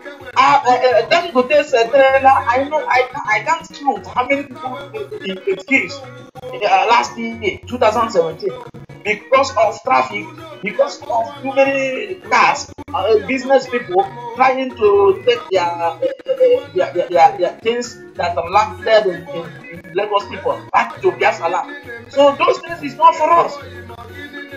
They are welcoming those people for their people. They are calling to come from Mali, Niger, and the rest of things. Thank you. This is what Thank you, DG, for that final comment. I think our brother HS Onudeze from Japan has just joined us, and it's a pity we are already at the top of the hour. But HS Onudeze, for your effort, I will have to welcome you to the last minute of our program and give you the opportunity to say hello to Biafrans. Thank you, my brother. All right. Okay, my fellow brothers, I thank you so much. And God bless all of you who are listening to us. Call your friends to join to listen to Vobi Radio, to understand what is going on in our country and internationally. Thank you. My name is Stephen. I'm from Navy, Biafra land. Thank you. All right. Yeah, thank you. Ethan, I don't know. Yes. Will we continue? Yeah, I think What's this topic, please? In fact, we have been talking for long. All the topics we mapped out, we have really touched on all of them. We are just trying to make final comments. But things are getting interesting anyway. We can still take more 20 minutes. And HS, you can say something here. What's today's topic? Okay, hello. Yeah, go on. I'm hearing you. What I just want to say once again is that you see, the new Nigeria, the way I understand it is this: the new Biafra has come to stay, and what you have today is the new Nigeria. So under the new Nigeria, all this rubbish is happening. That is why we are working very hard to get our sovereignty. Once we are recognized today, they should go and face their problem and carry their cross. Let me just flash our mind back. Nigeria got independent in 1960, 3 years after she got a republic. Good and fine. Biafra have celebrated her independence last year, May 22, and here comes another year. I don't even pray we stay here more than this, so that we can just run our own government, develop ourselves, because we have value for human life. We live a quality life. They don't have value for human life. They know nothing about life. They take life at will. They take life at will. While we mourn our dead, they rejoice over it. And they exclaim and continue to perpetuate it. What kind of people is this? These are maniacs. They are complete maniacs. You kill people, you bring policy, you steal them blind, you do all kind of things and get away with it. And when we talk, I'll give an example, my dear brothers. When an Easterner commits an offense, just a civil offense, go to court, they use penal code because he's an evil man. They use penal code.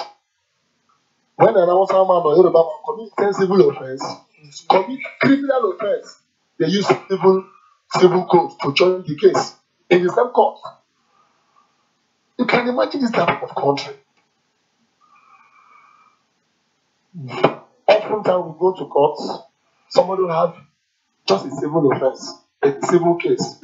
You will see what they call a penal code to nail you because you are from the east. Then, okay, look at the case of Nena. How many billion pension fund? Look at the way it's being treated with kid glove. So the country is already it is rotting. It is rotting. I want to tell all Biafrans today to remind you that you are already a Biafran because we have celebrated our independence. And sooner or later, the sovereignty will just land. The ego will land. Yes. Yeah, please, you can allow Echos I want to say something. Give Echos enough time to I want to chip in something. I want to chip in something that is published in today's Punch. Okay. Punch newspaper. The interview granted the interview of Raf, Chief Dr. Raf was yes, where he was asked concerning it, and he said that we have already gotten our freedom. What we are waiting for is our sovereignty to arm our military, and that is what we are waiting for. So that is to show you that already we have already gotten to where we are going. So exactly. I'm just reading what you said concerning the new Nigeria. Yes, I'm not in doubt with what you said. Yeah, so let's give Echos a chance to say something. Echos Nodeze. Yes, sir. Okay, you have to say something, please. Tell them the topic of the discussion. Please, what is the main topic, please? Moderator, brief him now. That will be taking our time again. Since he's not carried along, let it be. Yes, right now we are discussing on the. We've already discussed on 3 different topics, and the final one we are in now is the Kaduna Inland Dry Port. The economic importance and the idea behind that, behind that port. When we have seaports at Port Harcourt, Warri, Calabar, without functioning, and they've gone to do that inland dry port at Kaduna. What is the idea behind that? What is the second and the first topic? Just brief me. Second and first topic, please. I'm very listening to Echos and I taking our time back. Please let him be. Echos, just a comment on the one I'm giving you because we have really taken more than 2 hours already. So this last one is where we are now. Yeah, comment on this one, then I come back and comment. Okay. Thank you so much. You know, the last person that said something concluded everything. He put exactly the answer to this question. The last commenter said that our freedom has already come, but we are waiting for the announcement. So whatsoever they do, Kaduna or anywhere belongs to them. Since the ports in different parts of Biafra state of not everyone, it means they have divided whatever themselves. That's why I now try to do Nigeria that authority say what is right Nigeria is the argument. So because they will be one themselves. And they have done it. They have divided it by their own self. Showing you where you belong or where you belong. Whether they want to build a seaport on the air, I will not be our business. Whether they want to build it on the national health is good for them. So, if anybody who doesn't understand the situation in Nigeria should go to Idumota Lagos and ask them what happened when people left politics. The whole laws are very because when we left Idumota Lagos, when we made that decision, we all who has to prefer. It is a disaster. Even up to today, they haven't enough. Up to today, this happened about 8,000 already. Up to today, they haven't recovered it. Because when we move, everything remains useless. This story being forced to be that right. Everything remains useless. The whole forced to be landlord cannot make up to 100,000. So what am I trying to say? He knows what I do. He was not other than that so how to go in on their own. So concentrate on how to announce Biafra freedom because we have got Biafra leaders as the last we have walked to the end of Biafra. All we are waiting for now is to announce our freedom and for the United Nations and other international community to recognize us as a sovereign state and we will remain on our own. Most of the times we should not be more than on that side because they have made it clear the 5 years old war is Nigeria is different. Like somebody mentioned in Nigeria that by dream, new Nigeria and new Biafra. So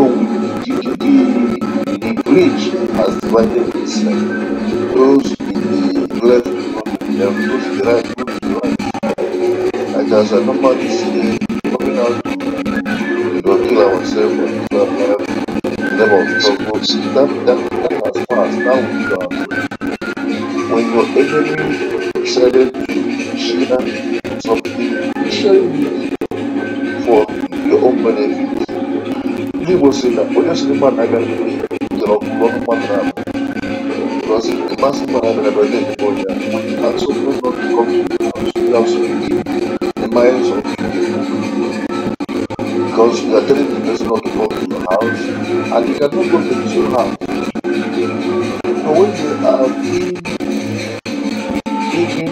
support or whatever point they do not, when they are paying for it's not working.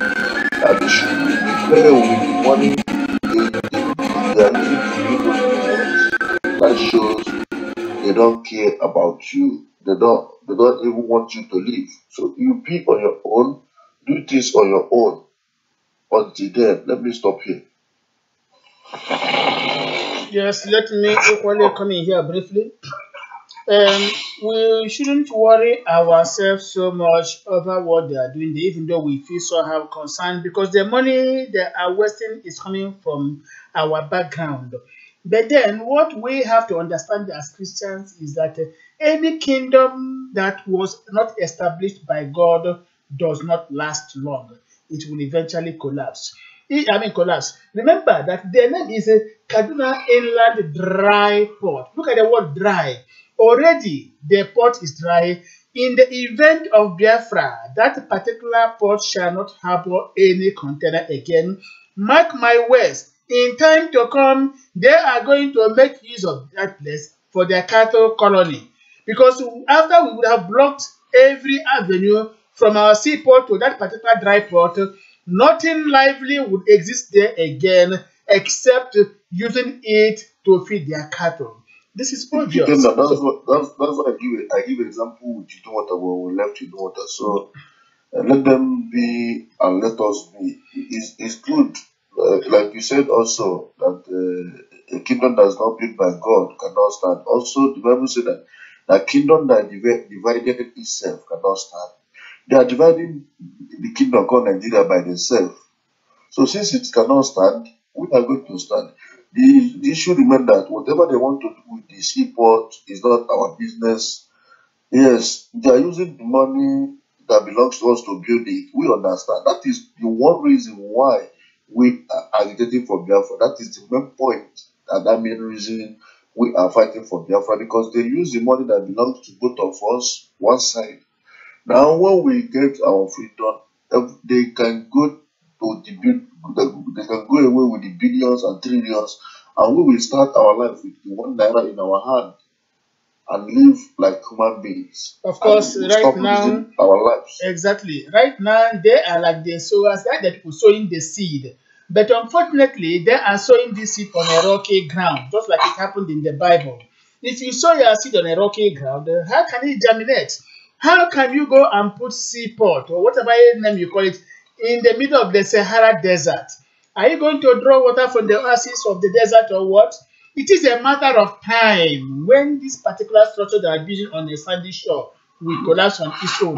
There will be the walls to collapse it. Sorry, please. You cannot please let me drop something. Sorry. Sometimes, when I have my own time, because I want our people to drop anger and hatred, to reason.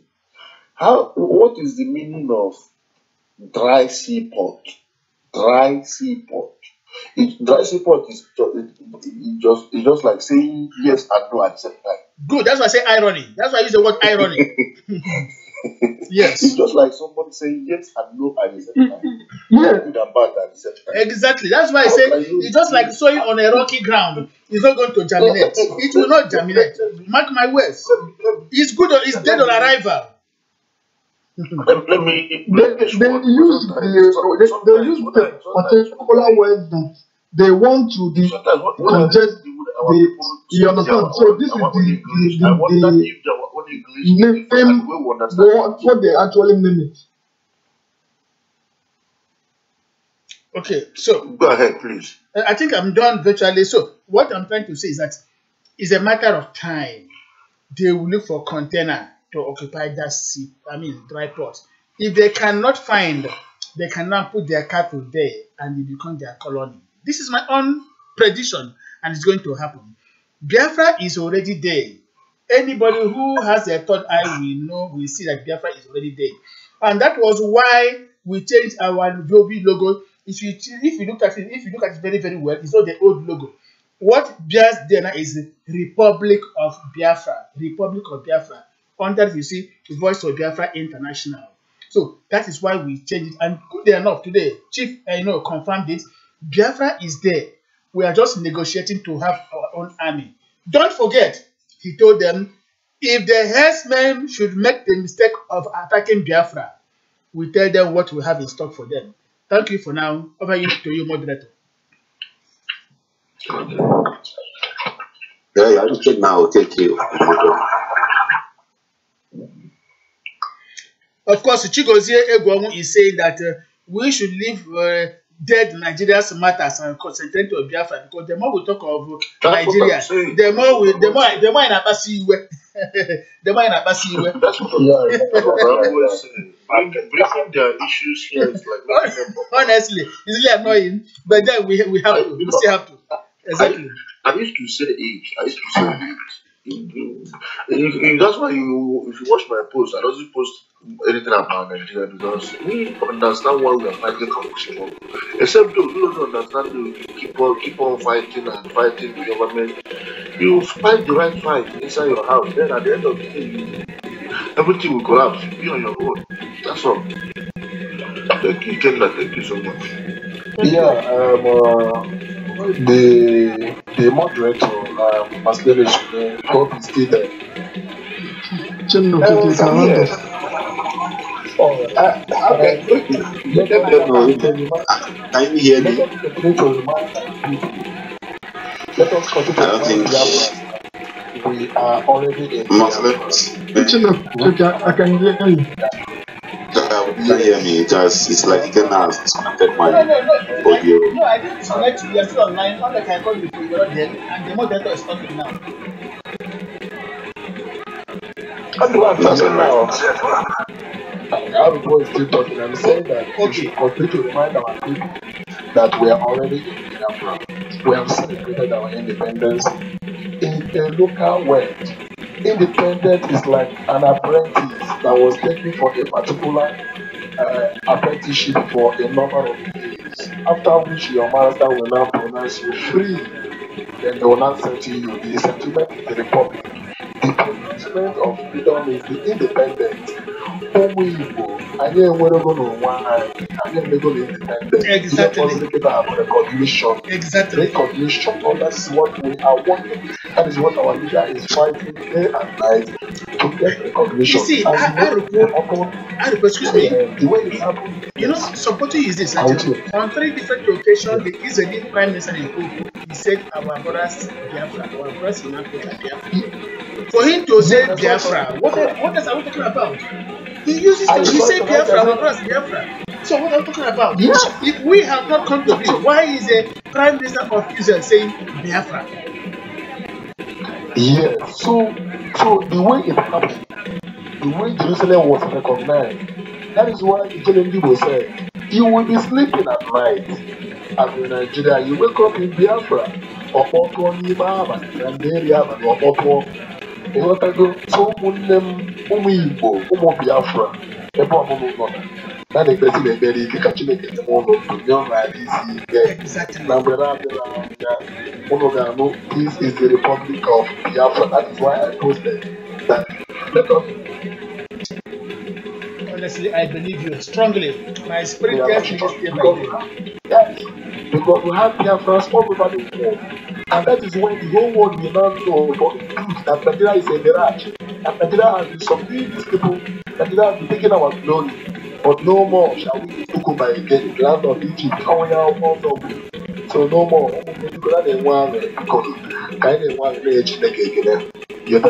So good night to all Biafrans. You, our listeners. All right. It has been a wonderful broadcast, and it has been a wonderful broadcast. And I thank every few members that have contributed. I thank you for your contributions, and I believe your friends have heard us, and everybody is now celebrating because those who are privileged to see the Punch newspaper today, the 4th day of February, those who were privileged to see the Punch newspaper will agree with me that Ijelendivo made it categorically open on the stage we are right now in the Biafra struggle. He didn't mix words. It was a voluminous publication.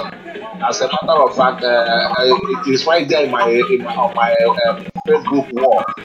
After this broadcast, I will just post it to some of our group pages for those of us that cannot get it or to see it. The publication of newspaper. So, as we are bringing to conclusion tonight's broadcast, I will ask my brother he can be there to give us the remarks so that we can withdraw down the content. Well, I think Arupo said it all when he said that we should rejoice because Biafra is ready. And that we should tell our people out there to rejoice because Biafra is already there. All we are planning now is to set up our Biafran army, appoint external, ministers and what have you, and let the international community say, here comes the Federal Republic of Biafra. Already, let me tell my people who are listening to this particular broadcast. In the realms of the spirit, this is somewhere above the level of the animistic. A decision has already been taken that Biafra is a republic of its own. And remember that once a decision is taken at the spiritual level, the earthly has no option than to obey. Biafra has been ordained from the days of old. It's God's creation, God's blessing to Africa and to humanity, and nothing stops it. Nobody knew after the Holocaust that the Israelis would one day come back to their promised land. But today, they are there, commanding respect, commanding authority, being a threat to any invader in the whole of the Middle East and the world at large. Before, 70 years ago, Netanyahu would say, there was no Israel. 70 years ago, there was no army. 70 years ago, there was no nation. 70 years ago, Israelis were nowhere to be found. But today, there is Israel. Today, there's an army. Today, there's a nation. And today, Israel stands strong against any opposing enemy. In time to come, Biafra shall come to be standing as an example of African nationalism, telling all our enemies, here we are, and there's nothing anybody can do it again to stop Biafra. And when Biafra comes, we shall be a blessing to ourselves, even to Nigeria, to Africa, and the rest of humanity.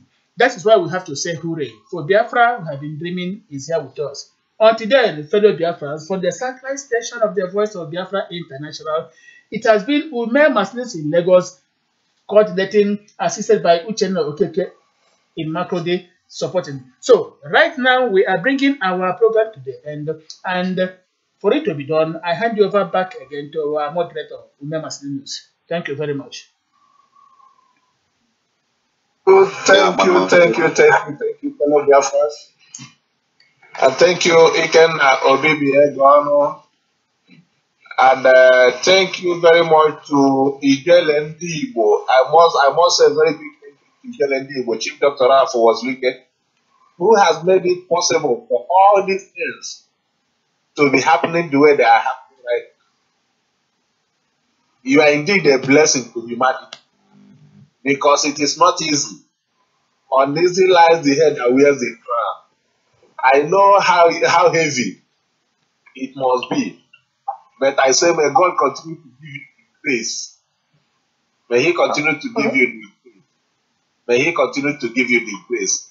And to everyone who have contributed in one way or the other, the bim-massob family and all our brothers scattered all over the world who have been contributing, trying to make sure that Biafra comes to exist as a sovereign nation. The good Lord will bless each and every one of you. And like we continue to say, Biafra is a spirit, and that spirit definitely knows who and who have fought the battle. And that same spirit will definitely bless every one of you. May the good Lord continue to keep and guide all of us. Uche Dijili in Accra, Ghana, I say big thank you for joining us. Louis Response for Lagos, Nigeria, a very big thank you for joining us. Uche Okeke from who joined us from the Benue State, a very big thank you. And it is on Udeze who joined us from Japan, very big thank you. Jude Chijoke, who also joined us from Lagos, Nigeria. Well, it's a wonderful day. Thank you very much. And to you, Iken Obibi, may God continue to bless you. I remain your humble servant, bim-massob, who have been the moderator for tonight's broadcast. May God continue to bless all of us until that day we all shall stand to sing the national anthem to the amazement of the whole world. Good night and God bless. Thank you so much. Bye-bye.